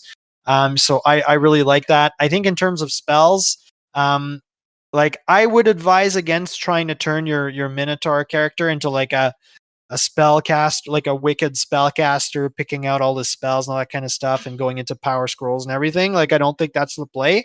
But definitely the way I would go for the spells is I would almost always put the character in battle magic and just take battle hammer hand. Just because it's an easy cast for a low level caster, and it'll sort of synergize well with his overall game plan of smashing people in the face. I know, people will want Arcane Urgency from Battle Magic, but that's like a high level cast, a hard to cast one, and I'm not sure you're going to get it off reliably. So I'd settle for Hammerhand on this one, the good consistent pick. But yeah, I like this rule a lot. What are your thoughts on this one, Andrew? Yeah, I think you covered it. Like, it, you know, if you look back at the armor composition for this army of infamy, like their only other caster is a Bray Shaman. Yep. So unless you're opting to take like your Ungor herds or your Gore herds, that character's not going to really have a place to sit. So this is just a way to have something that can go in your Minotaur blocks, um, and still be a wizard. So I think if you're going for that full like cow theme, this is a good option to go, especially once we get to the magic item you kind of alluded to.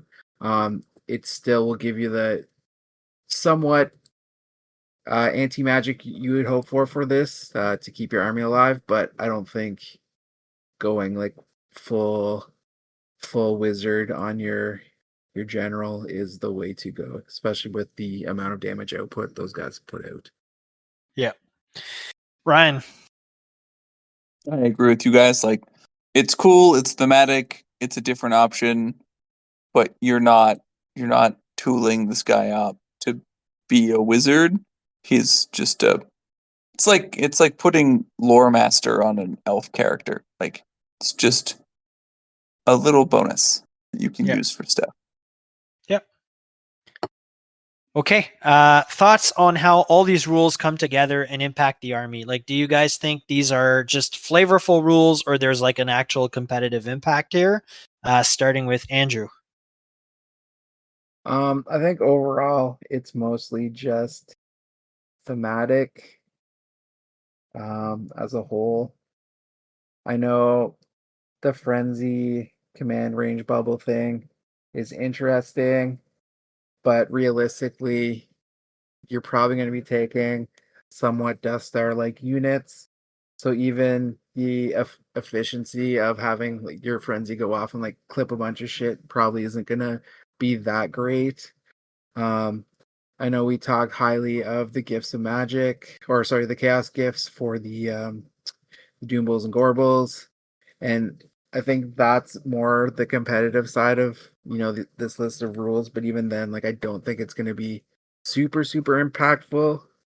Um, it'll just kind of be like a nice flavoring on top of this list. So I think the rules are very thematic. I don't think they're like super competitive though. Okay. Awesome. Ryan. Yeah, like I think I don't think the rules are specifically, like tuning up the competitiveness of this. It's the wall of frenzied toughness 4 that runs at you. That's gonna do things, but like the rules work well with each other, and they represent the theme of the army. So I think all of that's success. Yep, agreed. I think definitely there's a lot of good flavor in here, so I'm not going to argue that point. Like I think everybody gets it. This is well thought out from that perspective. I think from a competitive perspective, I do think they are impactful. I think when you mix the army composition list of all big boys coupled with Guardians of the Herdstone, and then the magic defense that comes from Magic of the Dark Gods. I think all that together, you've got something that is competitive. It's not optimal, but it certainly is competitive. And then I think when you win at the Champions of Slaughter's slot machine, and then you just go ham with most of your army, it's going to be a great day at that point. But yeah, I think it's all competitive, not necessarily as optimized, and it does all come together well thematically. So I think for me, it's a win. I like it. I'm sold. Okay, let's move on to new units. We'll just cover the one tonight because the other ones are linked to the other Army of Infamy, as we've mentioned. Ryan, why don't you give us what Goros Warhoof brings to the table? Yes, so he is a Centaur chieftain who can be included in any Beastmen Herd's army that lets you take Centaur chieftains. He's 155 points, movement 8, weapon skill 5, ballistic skill 3, strength 5, toughness 4, 3 wounds, initiative 4, attacks 4, leadership 8. He is a named character that is heavy cavalry. He's got a hand weapon and the Man Masher and the Skull of the Unicorn Lord. For special rules, he is drunken like other Centaurs. He has Father of Beasts, which I'll get to, Gaze of the Gods, Mark of Chaos, Undivided, Move Through Cover, Primal Fury, D3 Stomp Attacks, Swift Stride, the Sons of Goros, which we'll also get to, and Warband. So Father of Beasts, whilst within Goros Warhoof's command range, friendly Centaur herds may re-roll the d6 on the drunken table. Cool. And then the Sons of Goros, 0 to 1 Centaur herd in the same muster list as Goros can be upgraded to be Sons of Goros for 2 points per model. If they do so, they get +1 weapon skill and leadership and gain Armor Bane 1, which is neat. And then the Skull of the Unicorn Lord, which he is wearing, apparently, gives him a 6-up ward save against any wound suffered from a non-magical enemy attack, and a 5-up ward save against any wound suffered caused by a magical enemy attack. Okay. And he does not have armor. This is amazing. And then Man Masher. It is a combat weapon.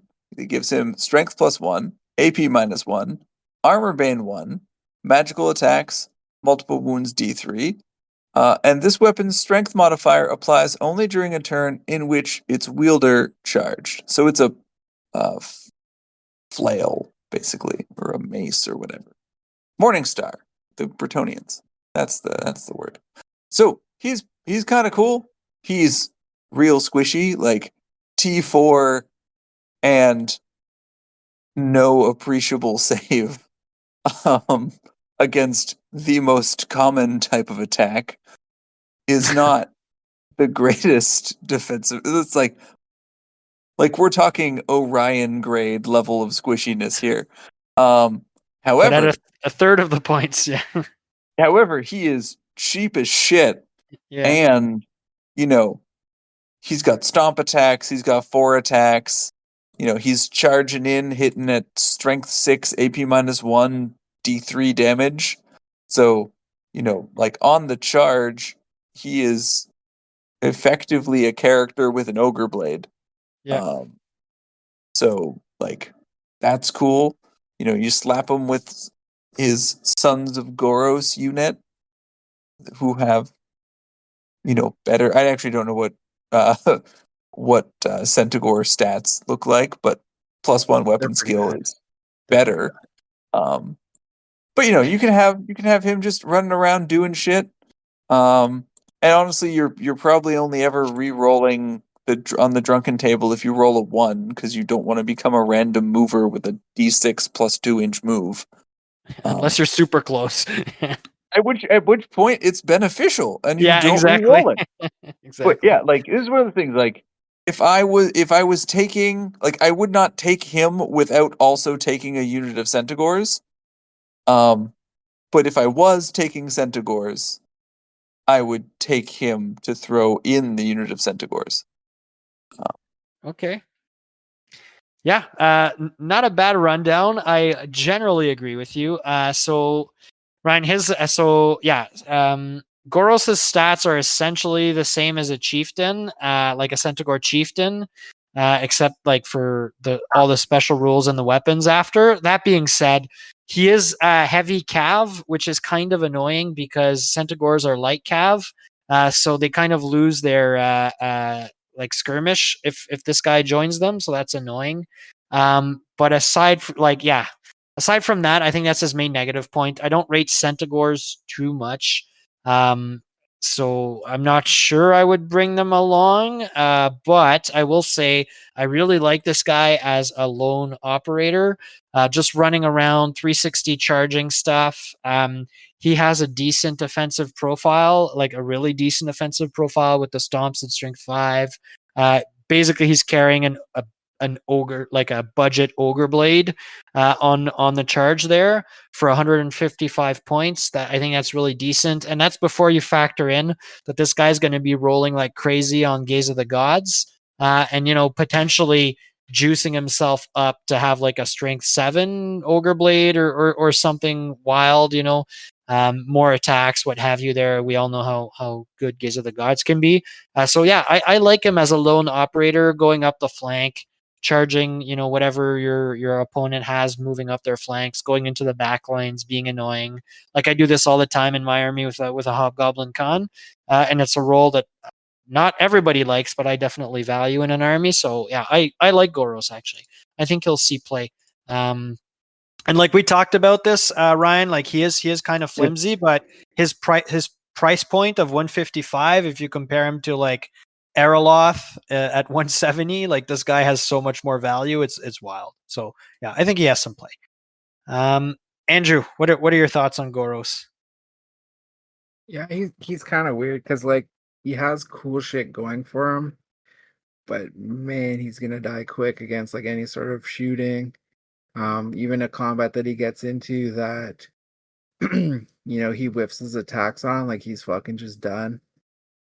Um, but he is cheap enough that you can kind of run him as like a little dart, even just to, jump into combats to eke out like that extra bit of combat res with his, super Yeah. sword. So I don't hate him, but I don't feel I would take him unless I'm like sitting on an extra 155 points, which I think there's better ways to spend that kind of points. Sure. Yeah, sure. And also like this Army of Infamy specifically, like points get tight because your big units cost a shit ton of points, right? So Yeah, I could like definitely they're see that. expensive. Because I guess my other thing, like, if I was gonna take someone to run on their own,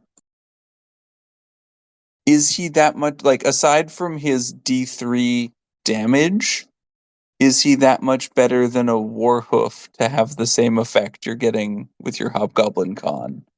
Yeah, so the thing is the Warhoof, like he's gonna be around because you're gonna give him a few things still, so it's probably gonna be around 90-95 points. And then like it's just a 60 points, 70 points, but you've got basically a fucking ogre blade on him. So yeah, I don't hate him still. Like I think Yeah. both can do the job, right? For the price points, I think there's value. You just have to think of, how does he fit in your list and how many points do you want to like dedicate to that role? But it's not a complete right. Like I'm at least having the Yeah. like the question in the discussion, right? Yeah, no, and that's kind of what I was getting at too. Is like he'll certainly do the role you wanted, but if the goal is cheap disruptor, you can do it cheaper. Yeah. I But see him a he bit more, like a little bit serves more, the right? role. Yeah. So Yeah, he can be the disruptor, but he can also be a little bit of like a specialized hammer to clear out stuff, right? If he gets the drop on, on silver helms or something, like he's gonna wreck them, right? Like he can pick up those kinds of units. Even Which just like a wizard who is out of position, all of a sudden you get the jump on him. Like he's gonna fuck that wizard up. big time for sure. yeah. Wizard, he will like mash But him. I guess the thing I'm getting at is like aside from soloing a unit of silver helms, those are all things like anything can do. Like they're not like Goros is amazing because of that. Like killing a No, two no, no, wound no, wizard is not. no. You're right. Like he's just a good little Yeah, he's a toolbox, great little right? utility piece. Yeah, Yeah, that's the thing. Yeah. Like this army will not be suffering for guys who can apply damage, right? It's the mobility and like the yeah. 360 charge and that kind of stuff, right? Okay, cool. So we're sort of sold on Goros, but at least we're willing to have the discussion, which is positive as far as these characters go. So let's move on to magic items, and there are some real bangers. Let's start off, Ryan, with a real fun one, the Black Maul. So for 80 points, you can have +2 strength, AP -3, extra attacks plus D6, and magical attacks. However, each time that this model rolls a natural 6 for its number of extra attacks, the wielder of the Black Maul suffers a -1 modifier to their weapon skill to a minimum of 1 for the remainder of the game. That's a sacrifice I'm willing to make. Uh, Yes. yeah, like I mean, just like they said in the uh, Warcom article, like you slap this on a Doom Bull and you just run around with a stupid number of attacks, Yeah, at just strength 8. hurting things. Yeah, who cares if you get to weapon skill 2 by the end of the game? Plus, doesn't he also have like they also have Gaze of the Gods, right? So you have the Yeah, chance to like offset these You can just penalties get as your weapon well. skill back. Yeah. yeah, Yeah, yeah, yeah. that's it. It's Okay, cool. It's cool. very Yeah. expensive, but it's cool. Yeah, no, I agree with you. I think it's just the price. 80 points is a tough pill to swallow. But I like this. The little child in me wants to take this every time, and I have to like talk myself out of it because yes, I want a Doom Bull with 14 attacks, please. Strength 8, wounding dragons on 2s, and just being an absolute menace. But I think if I am more realistic, like the price point just sort of will sell you out of it because you do need some defensive items on this guy. Although with the aura of always strikes last, he's for sure at least going to get one good set of swings. But So yeah, it's a fun one. Yeah, you right. know, what we'll get to it next time with Primal Herd. But Yeah, weirdly, like the Black Maul on a Beast Lord in Primal Herd gets spicy yeah, because of those extra magic. Anyway, the yeah, extra yeah. allotment of points. Oh yeah, fair. Yeah, because then you can actually take like the chaos. Some of the armors we'll cover in a few minutes. Yeah. But yeah, yeah. You No, throw for him on a sure. chariot. Oh yeah, that's some spicy shit. Fun stuff. All right, Andrew, what do you think of this big black mole? I think I think it's one of the first super expensive items that you might actually see in competitive play just because of the amount of attacks is foolish. Yeah, And I think there's ways to make it work, but you're definitely like putting all your eggs in one basket to make sort of a one-trick pony. yeah. So you really need to be on your game to get the most out of those 80 points. Otherwise, there's definitely better ways to spend those points. What do you mean you're Yep. not bringing Rune Fang in every game? Exactly.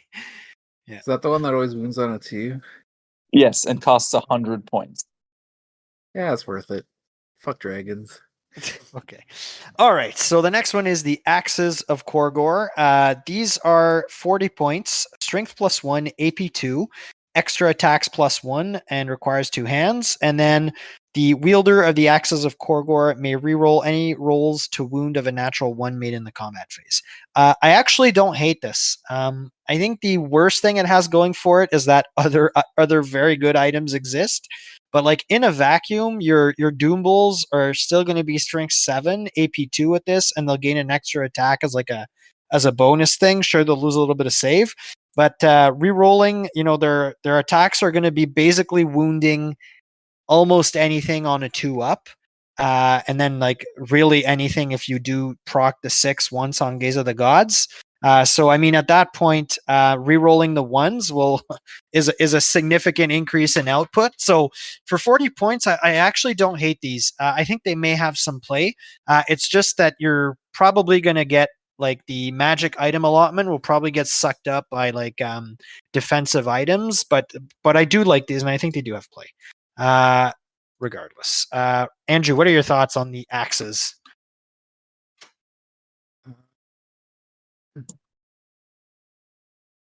I I'm kind of torn because like extra attack 1, cool. Magical attacks requires 2 hands, strength +1, AP 2. But if you get your Primal Fury off, you're already re-rolling. Oh no, that's hits. Yeah, it's hits, Hmm. so they go well I thought together, it was right? wounds. Yeah. They go well together. Yeah, I can see it working. They're not the worst choice for magic weapons if you put it on any of your characters, really. Um, I don't know. Yeah, I'm really a big fan of the Mangelder sure. Yeah, in the beast list. So like for me, it's like I'm always comparing it to that. Um, sure. but I don't Yeah. think you would go wrong taking this item. Yeah, and I guess Andrew, when your combat lord starts at strength 6, every magic weapon suddenly starts to look a lot better than when you're starting at strength 3 or 4, you know? For sure. Yeah. Ryan, what are your thoughts on these axes? Yeah, I think it's a perfectly decent weapon. Like 40 points, like there's comparable things that might be a little bit cheaper, but they're also not available to, a strength 6 Doomble.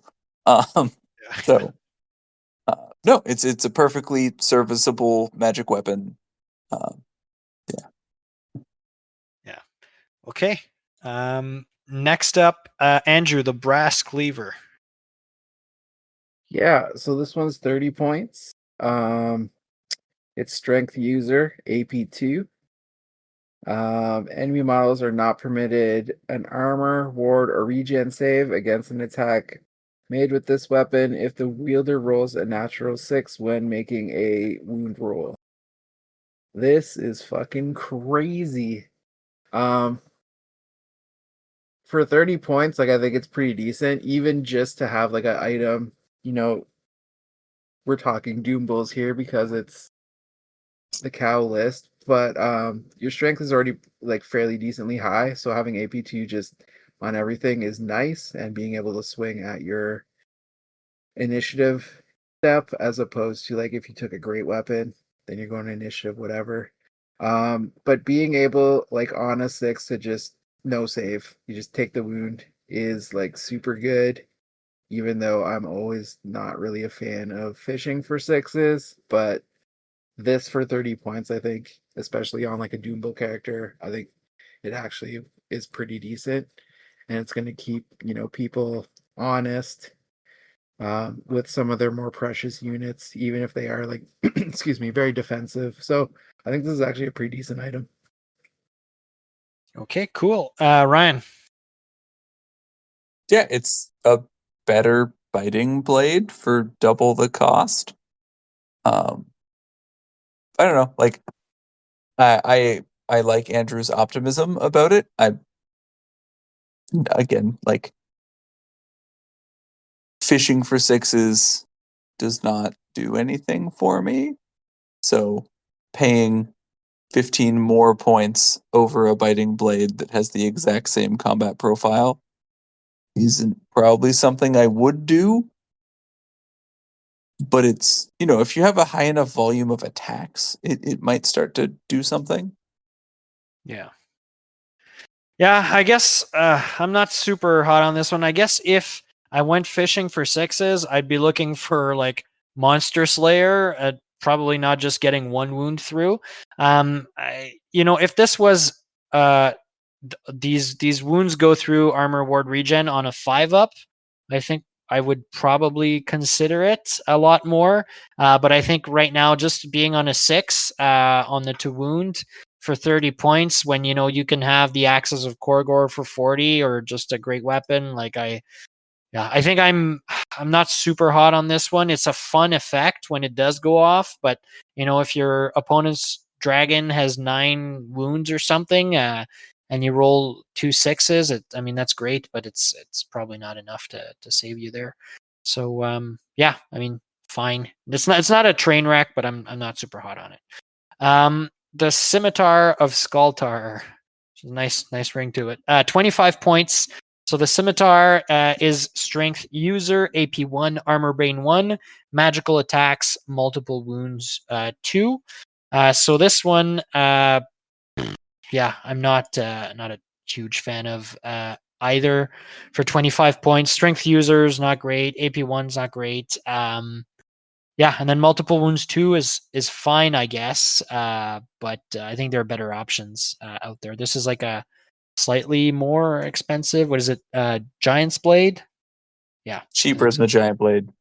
Okay, sorry. Cheaper Giant Blade? Yeah. I'm not And it has convinced. AP. AP Doesn't 1. have AP. Yeah, it doesn't. You're right. It is a better Giant Blade in every way. That doesn't Yeah. make it Yeah. good, but it's a better Giant Blade. Yeah, you're right. You guys are right. It's fine. Ryan, what do you think? I actually really like this one, but so first off, a Warhoof with this thing is we have Goros at home. Yeah. Wish.com Goros. Yeah. 30 points cheaper. Yeah. 55 points cheaper. Yeah, but you're probably giving him a shield, like an enchanted shield, and anyways, yeah. Sure. But anyway, it's also not terrible on like a Minotaur unit champion or something. Like something that's going to be in like duels against like mid-level characters or whatever. But it's honestly like if you're Fair. taking and as well, if you're taking a second Doom Bowl, or if you're taking a Doom Bowl that you're spending money on or spending points on like other shit, Yeah. this is a like for a strength 6 bunch of attacks guy, this is actually a pretty decent like weapon. Yeah.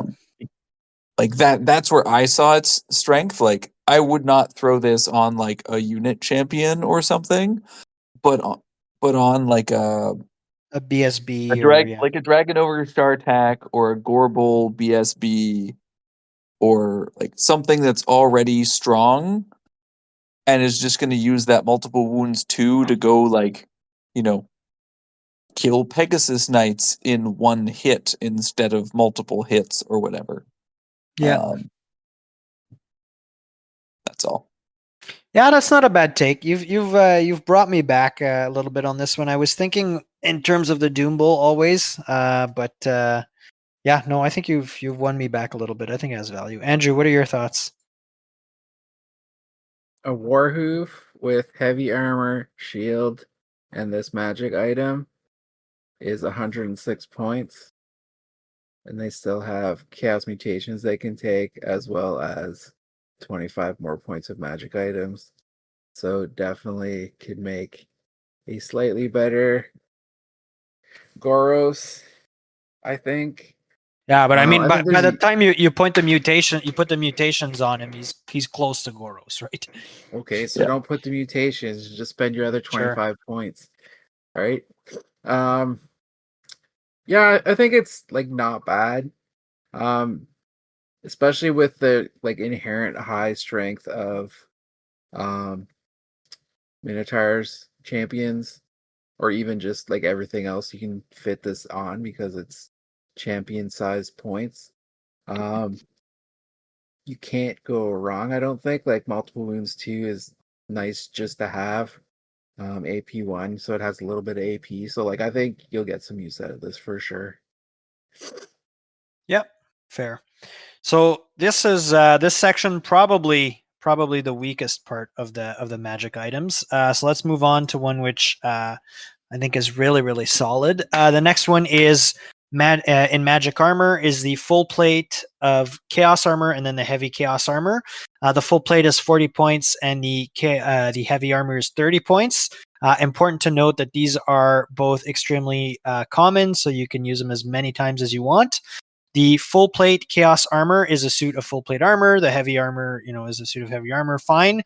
Both may be purchased and worn by a wizard, even if they do not have the option to be equipped with armor, a shield, or barding, without penalty. In addition, the wearer of the chaos armor has a 5+ ward save against any wound suffered. This one is amazing. This is basically, I think, an auto take, just because it lets you improve the saves on all your characters pretty significantly, especially if you start talking about wizards. But even giving full plate to like your Doom Bulls, for instance, is fantastic. And then it's a pocket talisman of protection because you get heavy armor and a talisman of protection for 30 points essentially that you could use as many times as you want across the army. Yeah, this is really good. This army doesn't have a ton of ward saves like innately.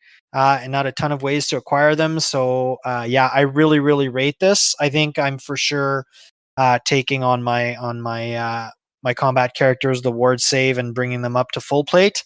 I don't know about your wizards unless you're putting them like on a chariot and you intend for them to maybe get stuck in, but not. I wouldn't necessarily take it on my foot wizards, for instance. But yeah, I really like it. I think you'll see this a ton. It's a really good item. I wish my army had access to this for sure. What is or my main army? What are your thoughts on this one, Ryan? Yeah, no, it's an awesome option. Um, like it, yeah, it just adds flexibility everywhere, and for no more cost than taking what's it called? That thing, talisman of protection. So it's great. I probably wouldn't take it on a chariot, just as you mentioned, just because the chariot comes with 4+ armor anyway. Yeah. But yeah, on like Doom Bull, totally. Beast Lord, totally. Warhoof, randomly enough. Yeah, for sure. Even if you just go for the heavy to keep his cost a little bit down, 5 up Yeah. is good. Like on that secondary guy. Exactly. So yeah, it's just a great option to have. Yeah, agreed. Andrew. Yeah, you're probably gonna see these on every list. Yeah. For Beastmen, probably multiple times. Yep. It's just a good way to sprinkle around 5 boards basically on all your characters, make sure they live. Even I know we said don't do it, but if you were to make some kind of weird wizard Doom Bull, this is definitely the route to take with this item. Still not the most optimal way to do it, but you want to make that character as defensible as possible, and this way you're getting both armor and a 5 board. So this is some good money right here. It's good money, and it stacks well with a bunch of other items because at 40 points to make a really like just a stock Doom Bull with a great weapon at strength 8. You give him a bedazzling helm, slug skin, and this where he's like -2 to be hit in close combat. He's on a 3 up armor save, 5 up ward save. Like that guy will slap, and then that is like a stock standard build basically. So yeah, this is good stuff. Okay, let's do next. Andrew, the fur of Shargu. The fur of Shargu is 20 points.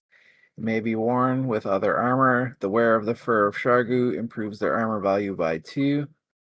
What the fuck? Against non-magical shooting attacks. I don't know, not the greatest. I mean, 20 points is pretty good.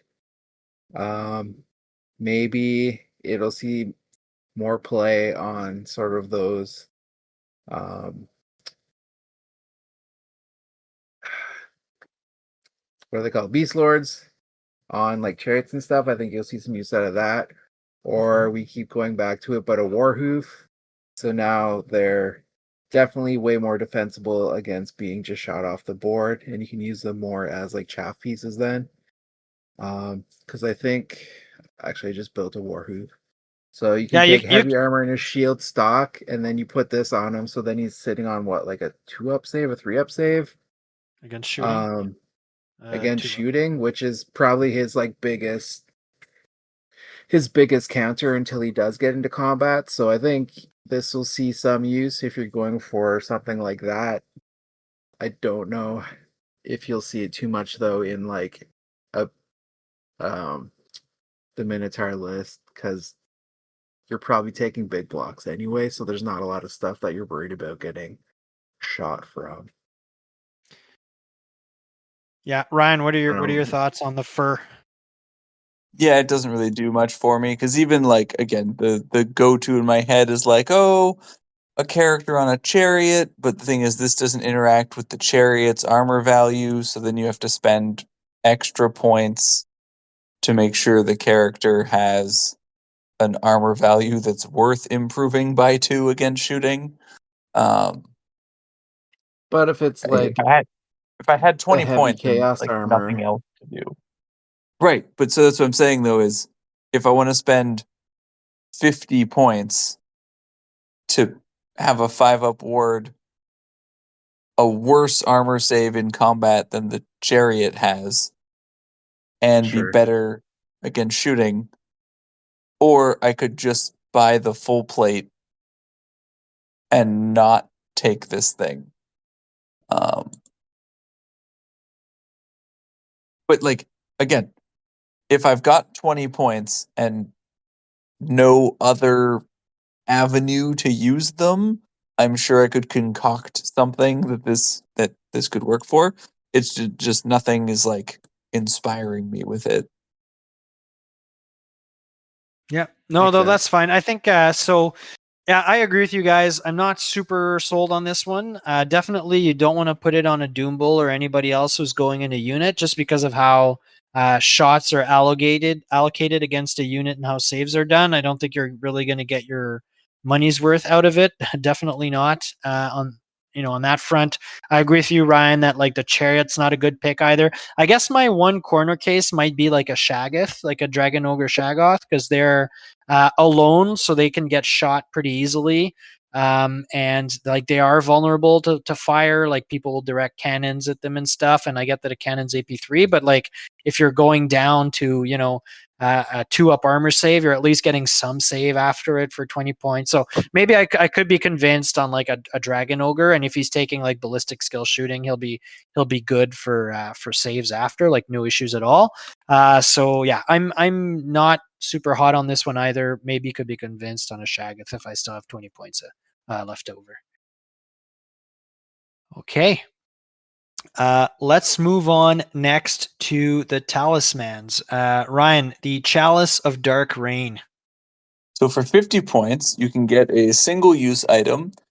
During the command subphase of their turn, if you're not engaged in combat, the bearer of the Chalice of Dark Rain can drink from it.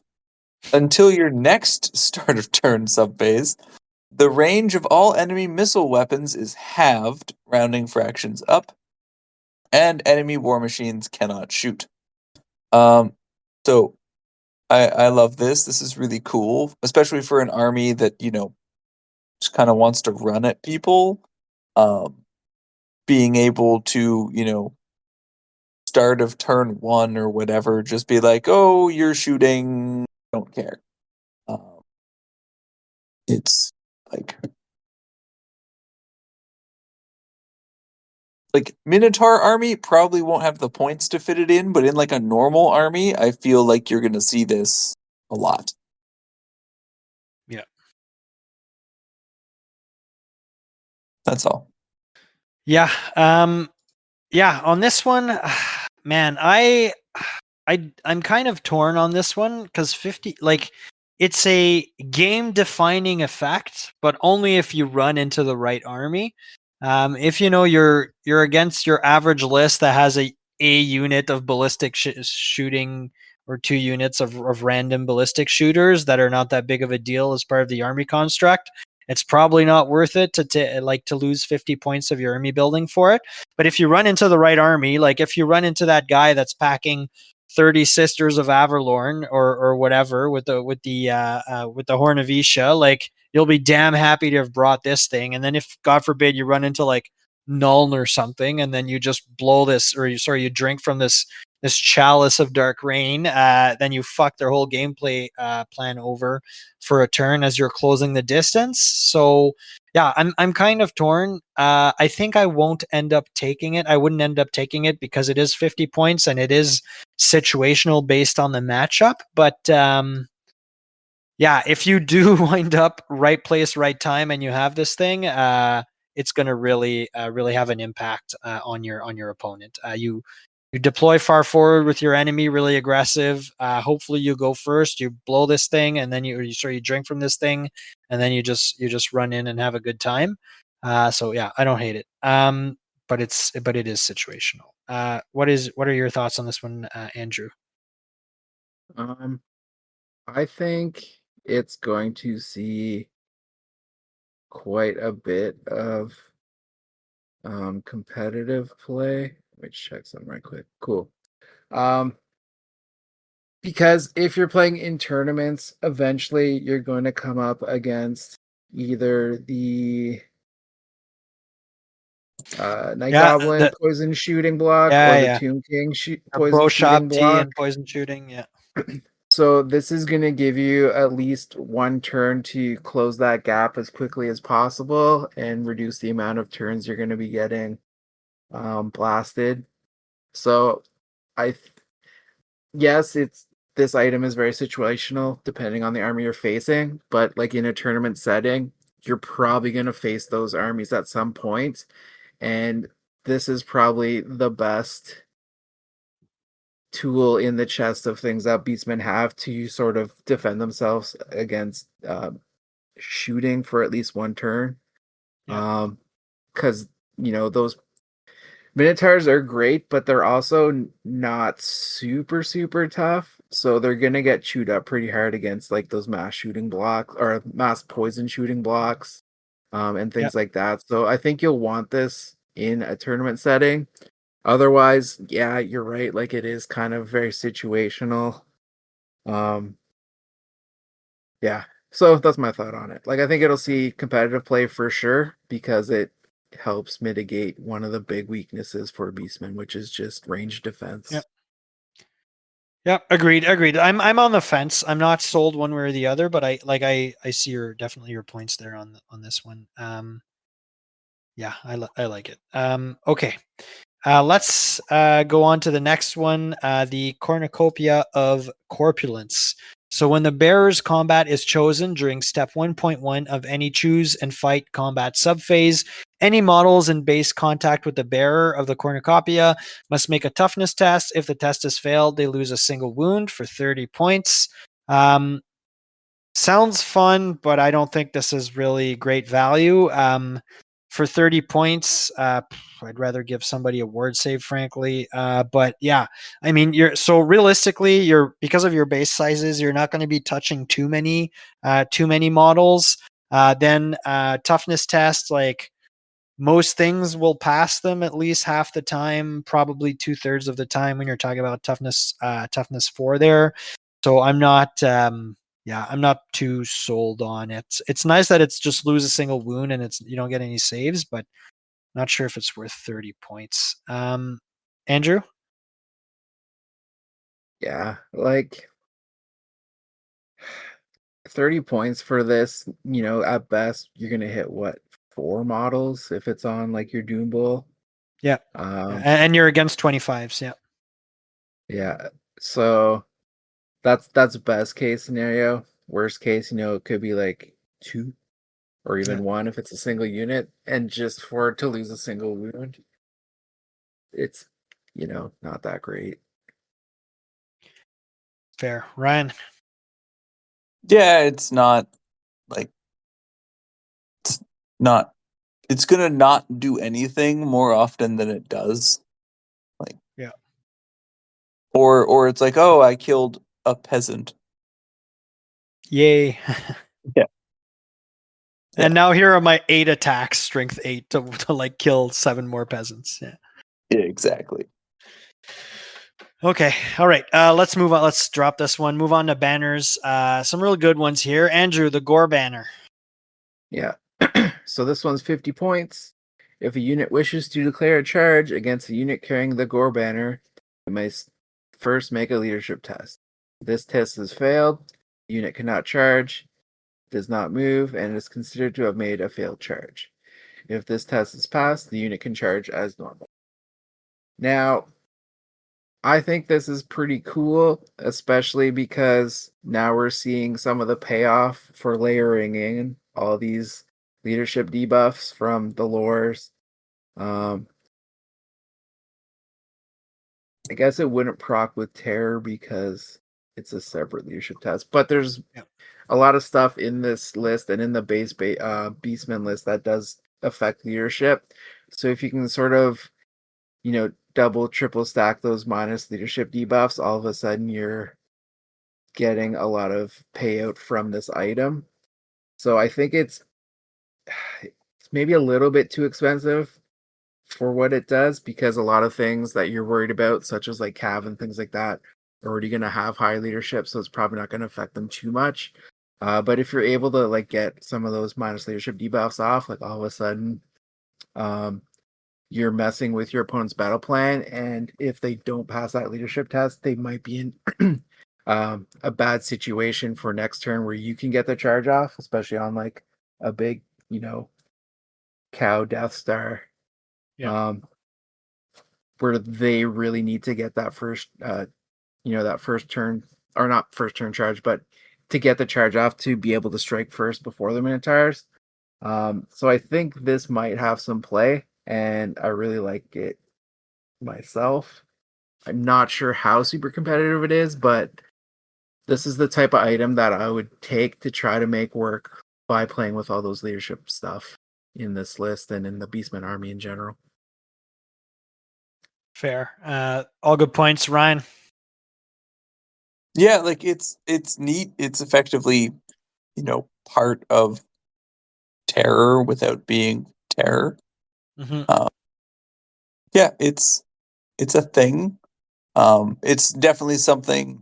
I think if you were gonna take it, you're building into leadership shenanigans and trying to Yep. protect like, a single large unit or something like that. Yep, that's also my take. Exactly, Ryan, is like this is too expensive to just take and have people roll on their mostly unmodified leadership. Like too many things out there are leadership 8s and 9s and what have you that will pass this a rough amount of the time. They may even still be able to even test against their general's leadership on this one. Not sure, but regardless. Regardless, that this is not good enough on its own, it's too expensive. If you're building towards leadership debuffs, maybe, but I'm thinking, I was on the fence at 50 points for the Chalice of Dark Rain, but I would 100% take the Chalice of Dark Rain over this. So yeah, I think that kind of seals the thing for me. Too expensive. Okay, Ryan, the Banner of the Warped Moon.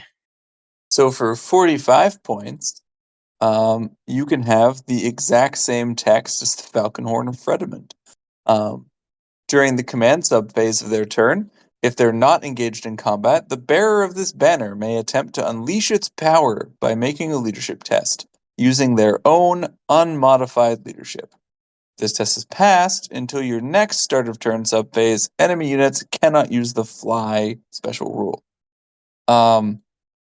So this is a weird one insofar as like we all agree the Falcon Horn is great for 40 points. But for 45 points, you can have a Falcon Horn that works less frequently in almost every situation. Just due to the nature of the leadership value of models that can be banner Yeah. bearers. Yeah. So that's all. It's like it's great. Like it's a fantastic ability. I'm not completely sold that it's as auto takey as the Falconhorn, purely because you're either forced to take Bestigors, at which point it's still leadership 7 with veteran No, trying to get leadership this thing 8, off. 8 with No, veteran. the model with the banner is leadership Yeah. 7. Oh, Just fair. leadership Yeah. 7. Fair. So Yeah. if you take it on Gores, it's on a 6. If you take it on Bestigors, it's on a 7, but with a reroll. And if you take it on most of the BSB options, you're on a 7 again. Yeah. So like you're not getting the like Paladin or Baron with leadership 8 or 9 and veteran. I turn off fly. 5 out of 6 turns. But as I'm sure you'll discuss, like the existence of the banner in your army has such an impact on the other player that's worth the 45 points in and of itself. Yeah. Yeah. That's exactly what I was going to say. Frankly, like, yeah, this thing, I like it. I like it a lot. I think it even so. I think the impact, the potential upside for Beastmen as an army is higher than for Bretonians because Bretonians are such a high mobility army. The flying peg bus is ubiquitous with that army, and it can certainly get around. That you're probably still getting most of the charges, even if your opponent still has fly. Sorry. However, Beastmen are way more of a slow foot slogging army, of course. So the upside of shutting down fly is potentially even higher than Bretonians. I mean, I think you're going to see tons of play competitively in like a 5-man pack of Bestigors. And you guys are right. I thought it was leadership 8, but it is 7. A 5-man pack of Bestigors with veteran. That's still 56% to roll like a 7 or lower, and then you get a reroll on that. So whatever, like 70% odds probably or ish you've got overall. Like I think that's good enough. For 45 points, and as Ryan, like the trump card, as Ryan mentioned at the end, there is just the presence of this thing forces you to play differently. Like I've played tons into the Falconhorn, and I deploy in my army entirely differently when the Falconhorn is present because I won't be able to maneuver at all, given the units that I have. And I'm certainly like Chaos Dwarfs are certainly not the only army that sort of is in that position. So yeah, just it existing once your opponent has changed their game plan and has deployed differently, if they know what they're doing, is already a massive win for 45 points and will allow you to close the gap just by virtue of them being more defensively deployed. And then after that, if you get to later on actually remove fly, it just makes their job worse, harder after. So yeah, I think a 5-pack of Bestigors in the backfield with this thing is, especially if we move towards missions with objectives and secondary stuff that you need to score in your zone. I think this is not a bad pick at all. Andrew, what are your thoughts on this banner? Yeah, I think you guys covered most of it. Um, you know, just doing some math right quick. It's 121 points. 121. That's not, too bad to shut down flying potentially on your opponent. So I think it's worth taking. Although, like Ryan pointed out, it's not going to be as effective as um, the Bretonian version. So I think you can also get away with not taking it. Like I'm not sure how auto take this will be. But you're not going wrong either way. If you take it, you're fine because you have that much more points left over. If not, if you do take it, you do have that potential piece of tech in your toolbox to help shut down flyers. Yeah.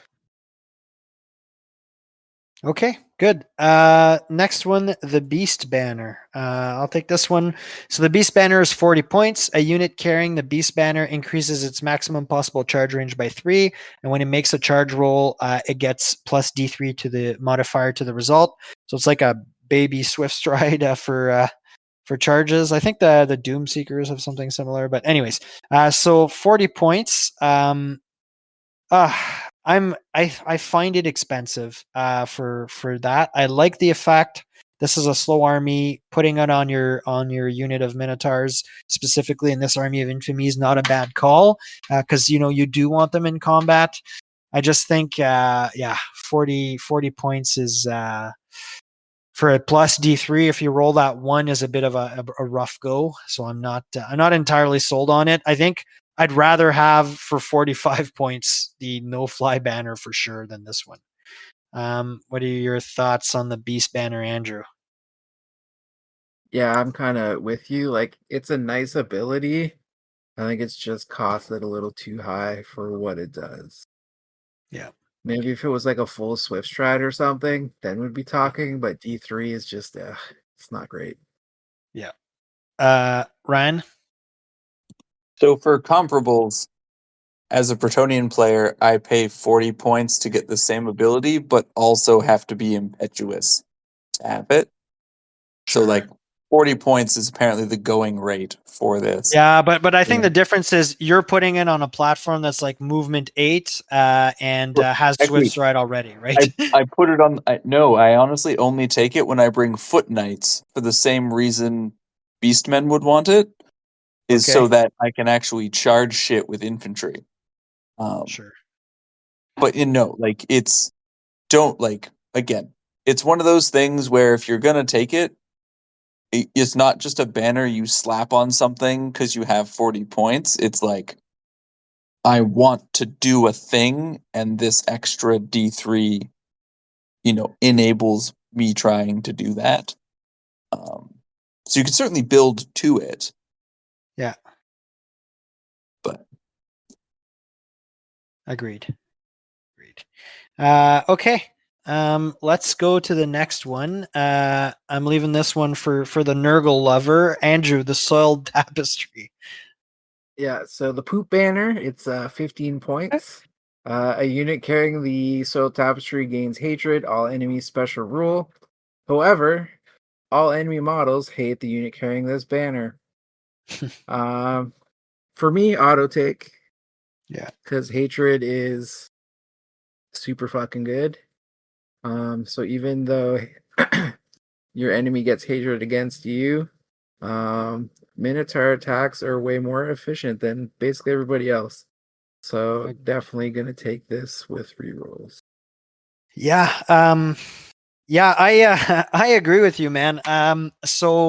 But I think specifically in the Minotaur Army of Infamy, because what this goes exceptionally well with is the enchanting aura from Chaos Warriors of always strikes last, because your opponent may get to reroll hits against you, but the thing is, if that big block of Minotaurs with like a pair of Doom Bulls or whatever, a BSB and a Doom Bull, what have you, gets to strike first with hatred, it will absolutely flatten that enemy and kill the front rank before it even gets to hit back. So hatred will actually not really matter in that case.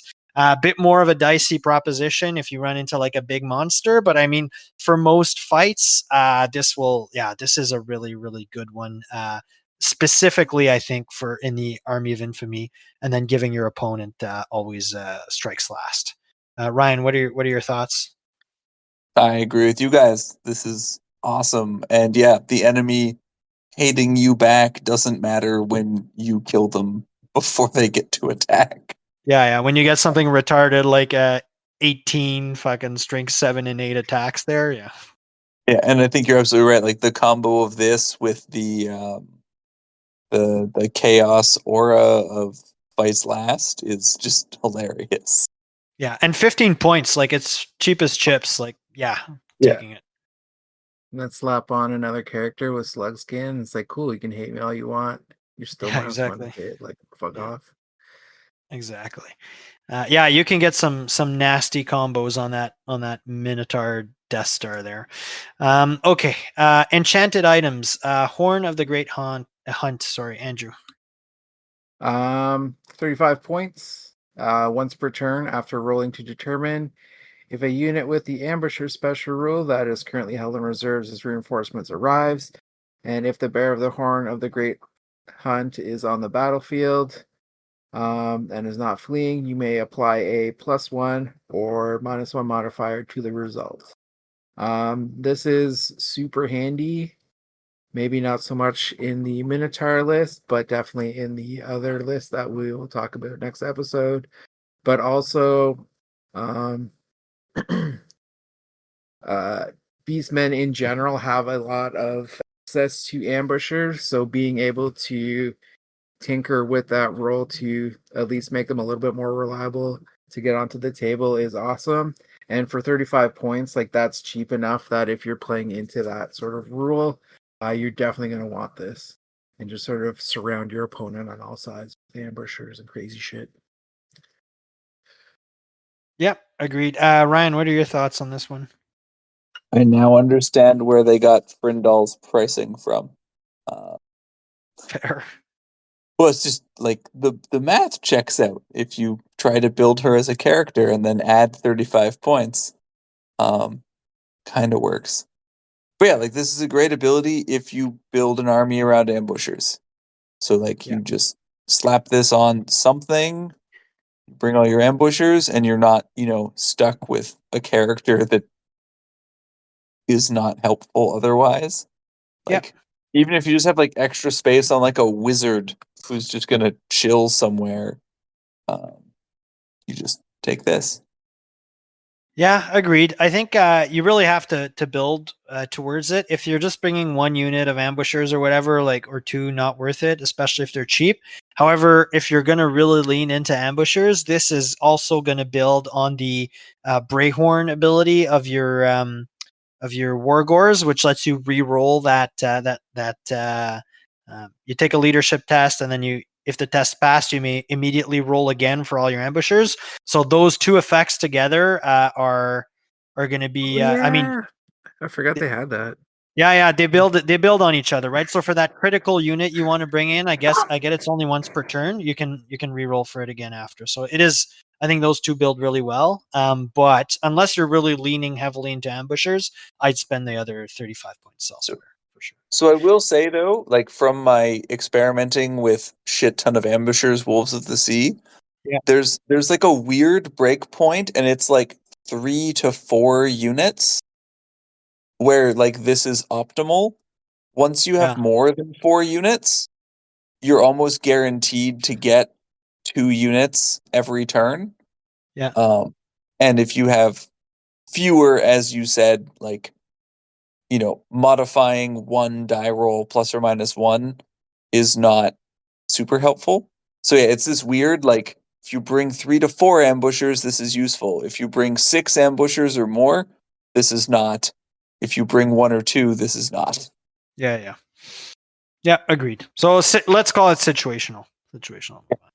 Ryan, you want to get the next one? Sure. The Scourge of the Burdened. 25 points.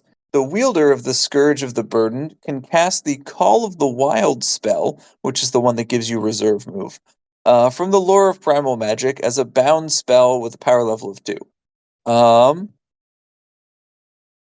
And it's not single use, which is cool.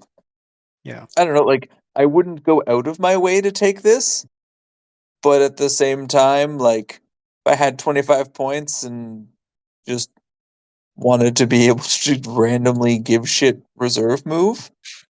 Sure. Maybe on like a unit of Centaur's champion. So Yeah. they could just give themselves reserve move. But Yeah. yeah, like it's nothing to write home about. No, yeah, agreed. I don't have much to say on this one. I struggled to find a case where I'm going to have 25 points left and I want to take the Scourge. Yeah. Andrew? Yeah, like I wasn't super hot on the spell itself. So Yeah. I don't know why you'd spend points to get it to begin with, unless you have like a weird game plan in mind, but I don't know. Doesn't seem that great. Okay. Andrew, you want to take the dirge? Yeah, the Cacophonous Dirge is 15 points. While their unit is within 18 inches of the bearer of the dirge, enemy musicians cannot use their onwards to victory, steadying rhythm, or quick time rules. So it shuts down musicians, basically. I get that. I'm just trying to think of. I kind of like it, and it's cheap enough to take. Especially if you're playing with a lot of like flea shenanigan lists. That don't have the auto rally rule. I forget what it's called right now. This is a good way to sort of shut those down. I know, like at least in my dark elves, I take the dark riders with musicians only, just so they can flee and then rally on the next turn. And there's a big enough bubble with this thing that you'll probably still catch some units even if they flee from you. And then hope like potentially they just keep running. So I don't think it's the worst, especially for 15 points. And then, all the other things that musicians do, such as giving the tie break in combats. I don't know how often that'll come up. I don't think it's ever come up in any of my games. Well, it comes But up for it's me nice. all the time. Really? Uh, Well, so I think it's pretty decent for 15 points. Like, sure, you might not get use of it all the time, but it'll be nice to have like sort of in your back pocket for those cases when they come up, and it's cheap enough that you can kind of splurge a bit and not worry too much about losing something in another area for spending those points. yeah, fair. Yeah. Ryan, what are your thoughts? Again, like it's an opportunity item. Like if I had spare points and whatever, might throw it in there. But as I said, like it's been my experience, especially with like lances of 6 knights and stuff. Um, I actually get a lot of like win combat by one due to tie because opponent didn't take musician. Yeah. But that's because I also am only doing like 6 attacks plus horses. So, um, Fair. so those situations like that would in fact fuck me over. Um, but at the flip side, like the Minotaurs doing 8 billion attacks probably are either going to win or lose combat, not higher. Yeah. So, but I like this is an item I see of more use for like the Grand Army or the other Army of Infamy. But it's not like it's just like it just is really annoying to your opponent is all it is. Fair. Yeah. I think I'd struggle to find the points to take this one, and also I think how much you value musicians also depends on what kind of armies you're running. Like in my case, with my Chaos Dwarves, musicians are really not that big of a deal. So I'm not overly like I don't really value the counter to musicians maybe as much as others. That being said, I mean, I don't think you're going wrong with a 15 point item that shuts down some rules on the opponent's side. And as Andrew pointed out, 18 inches is a really big area of effect. So yeah, I guess if you got 15 points, you don't know what to do with. But there's so many good magic items in this book and in the greater Beastman list that I'm probably not super drawn to the dirge. Yeah. And then speaking of other great items, let's start off with the arcane items. First one is the Blood of the Shadow Gave, 35 points. This one is extremely common, so you can take as many as you want. Single use, a wizard. So it's basically an old school dispel scroll. A wizard with this item, instead of making a wizardly dispel attempt, just automatically dispels the spell with no roll required, but you cannot dispel a perfect invocation. Yeah, 35 points. I don't know. I have the same thing in my army for 40 points. Legacy tax, of course, 40 points. and I never take it. I've considered it a few times to like shut down the annoying Vile Tide or what have you, or the Miasmic Mirage at the time where you really don't want it to go off, but I still haven't taken it. Regardless, so yeah, I'm not sure I'm going in for 35 points. But yeah, it's nice that it's there, I guess. Andrew? In a vacuum, it's a nice item to have. The Yeah. problem is Beastmen specifically have a shit ton of really good arcane items they want to take. Yeah. And you might not have the points to. Now, this is extremely common, so you can take it with other stuff, but at the same point time, like, you're probably just better off spending your points elsewhere. It's not like Beastmen struggle with the anti-magic game. Mhm. Especially if we look at the new list, or is that only casting with them? Anyways, it doesn't matter. It's There's only other casting. things. Okay, well, either way, like, this still has a lot of really good items it's competing with, and I don't think its effect is enough for you to want to have to take it over those. Yep.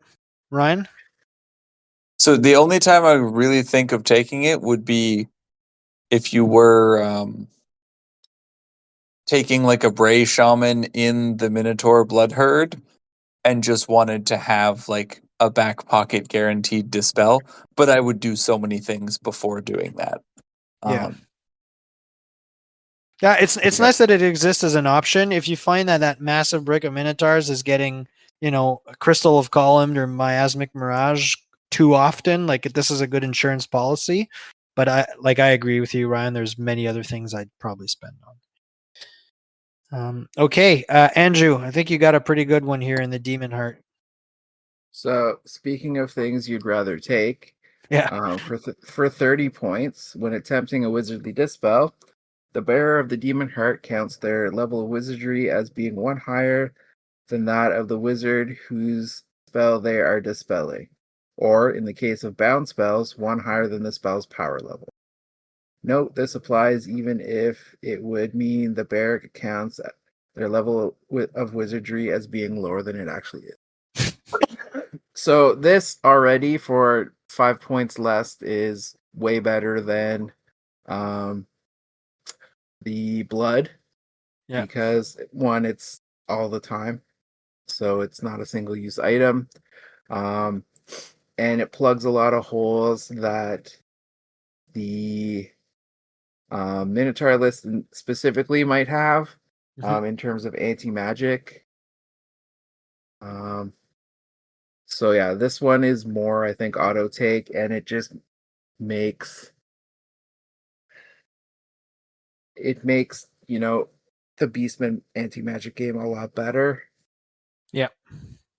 The only downside, and this is a very like super minor downside, is you're still subject to the dispel range of the level of wizardry. So I think the level 1s and 2s have a slightly lower 18. bubble, Yeah. 18. But if this is someone like central in your battle line to begin with, I think you'll still have good coverage. Yep.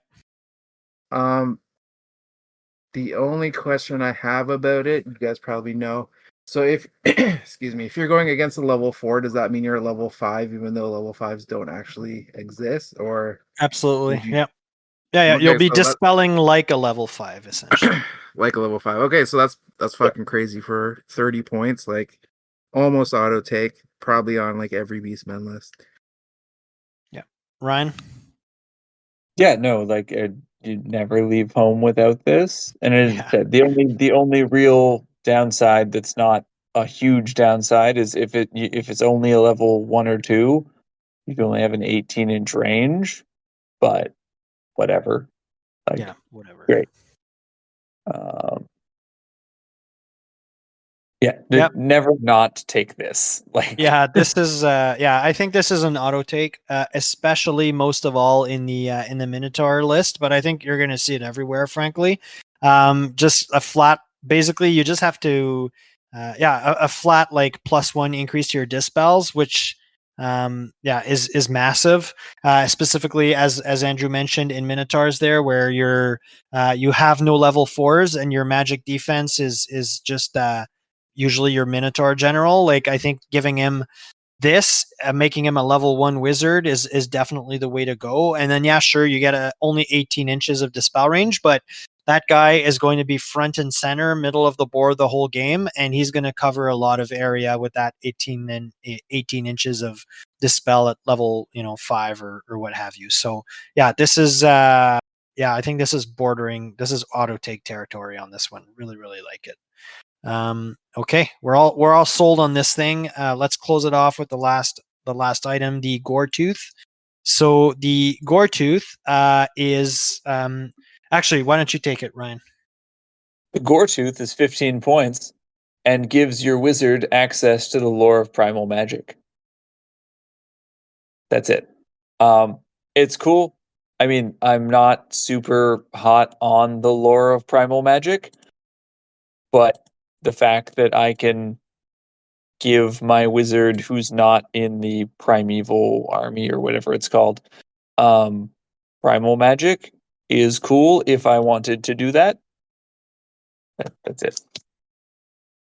Yep, exactly. Like a cool. I'm happy the option exists. It's cheap. It's extremely common, so it doesn't lock you out of anything. So fantastic. Andrew. I mean, if you really want that lore, it's cool, I guess. Especially outside of the one list that can take it inherently. I do think it's this and the wood elf version of this. I kind of feel like they're stupid, like they're kind of a dumb gimmick. Just give the whole army list, whatever version you have of it, access to the lore. Like, why put a 15-point tax on taking it in the other lists in the Beastmen or in the Wood Elf case, the Wood Elf armies? Like, I don't know, it just seems kind of weird to me that they went this route. Other than they're trying to make their one like sure. But it just feels like they're trying to gate the special lore behind one of the armies of infamy in the book to make them quote unquote more unique, when really, like, just give the whole faction the fucking access to the spell list. So that's my gripe about it. Otherwise, like, 15 points is cheap. If you want that lore, take it. Like, it's you won't go super wrong with it. There is a couple good ones in there if you want to go down that path. So yeah, that's my thought on it. Yeah, Ryan, what were you trying to say? Oh no, I was just saying, like, it's not just this and wood elves. They did the same thing with orcs and goblins with the troll magic too. Yeah, So like fair. they've been consistent with it. I actually have the opposite stance of Andrew. Not that it should be expanded. I actually think if they wanted to lock this to an army of infamy, they should have just, sacked up and locked it to an army of infamy. Fair. But Yeah. Like, don't go halfway. Either give it to everyone or just give it to the one. But like this weird, like, spend 15 points and get some magic. Like, fuck off. because like for 45 points now, you're getting this and a lore familiar, and you've got, your choice of spells. Mm-hmm. Yep. Yeah, sure. Okay. All right. So let's move on here. Let's close this one out. So Ryan, final thoughts on the Minotaur Blood Herds. Do you think this has play competitively? How do you think it stacks up against the Grand Army and the other armies of the other Army of Infamy?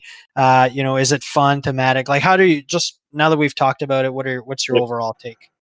So, like, overall, I think it's thematic. I think it also looks super fun as someone who just likes to shove rectangles of models at people. I think Grand Army is probably still more competitive against more things. Like, it's the better, like, Swiss Army knife army. But the Blood Herd will be like a very cool disruptor. Like, it's one of those things where it is probably not going to go win a tournament on its own, but you have to be able to beat it to win the tournament. that came out well. But yeah, so it's got legs, and like all these like the magic items, both in and out of the Army of Infamy, are great. Going to have great impact. Yeah, that's all I got. Is overall just lots of bonus stuff for the Beastmen, and Wall of Cows. Awesome. Andrew. Yeah, I'm kind of in the same mindset as Ryan. Like, I like the I like the list in general. I still think when I make my Minotaur list, I'm just gonna do it with the baseline Grand Army. I think there's just a few options in there that you can make the all monster mash list, but just slightly better. Access to level 4 being one of them. So I really like this list. I think it will see some competitive play. So it's not the worst. But yeah, I think it's still just behind the main baseline list. One thing I I do kind of am thinking about right now, it's like we just came off of a team tournament, last month. So like how would this fit into a team dynamic as well? And I think it is something that in a team setting it might excel a little bit better, because it is kind of like that one skew that you can go with is just like, here's all the beef, deal with it. And like I know some armies will struggle with their low strength, low toughness armies like elves and stuff. Sure, they're quicker, but I think it'll be an interesting matchup and interesting way to see how they handle like in a team setting. Even like if you go, this versus say super defensive dwarves, like there's enough damage output here that you might be able to overload whatever defensive capabilities like dwarves and stuff have too, right? So I think this might be like a cool counter to some of those more skewy lists in a team setting once we see that happen more. Yep. Yeah, I agree. The team angle is a good one, Andrew, and I think this list, because of the skewy nature, and because of the fact you can dodge matchups a little bit more easily in teams, I think it potentially has more play even in teams than in singles. I mean, if you're just trying to do as well as possible. I guess overall, I think this is absolutely a competitive Army of Infamy. And I mean that in the context of like, you can show up to any kind of game and compete, but this like is not the most optimized version of Beastmen as far as I'm concerned. So I think this list is 100% fun to run. Like, just a massive bricks of Minotaurs and Dragon Ogres pushing forward is gonna wreck stuff, and you're gonna feel great doing it. It's certainly thematic. I like it. As I mentioned, it's competitive. This feels like a 3-2 type of list at first glance and gut check type situation. If you know your faction well, you've got a lot of reps in, you're a decent player, you can maybe bring it to a 4-1, but this doesn't feel like a GT winner type of army to me, which is fine. Like that's not the bar we're setting for ourselves here. We're setting like, can you compete in every game bar? And I think this is perfectly able to do it. Here's another thing that we haven't talked about. Like, I think this is an easy to paint list. You're going to have relatively few models if you want to lean in that direction. They all look great too. I mean, maybe not the GW old school sculpts there, but you can find some really good proxies elsewhere. I think that the paint aspect is an important one also if you're diving into another army or maybe a first army in the old world, or you're not too interested in the painting aspect. I think you can do some really wild combos on the Doom Bulls and Minotaur units in this Army of Infamy, and that's going to be a lot of fun for a lot of people. Like, it just speaks to me on some sort of psychographic level.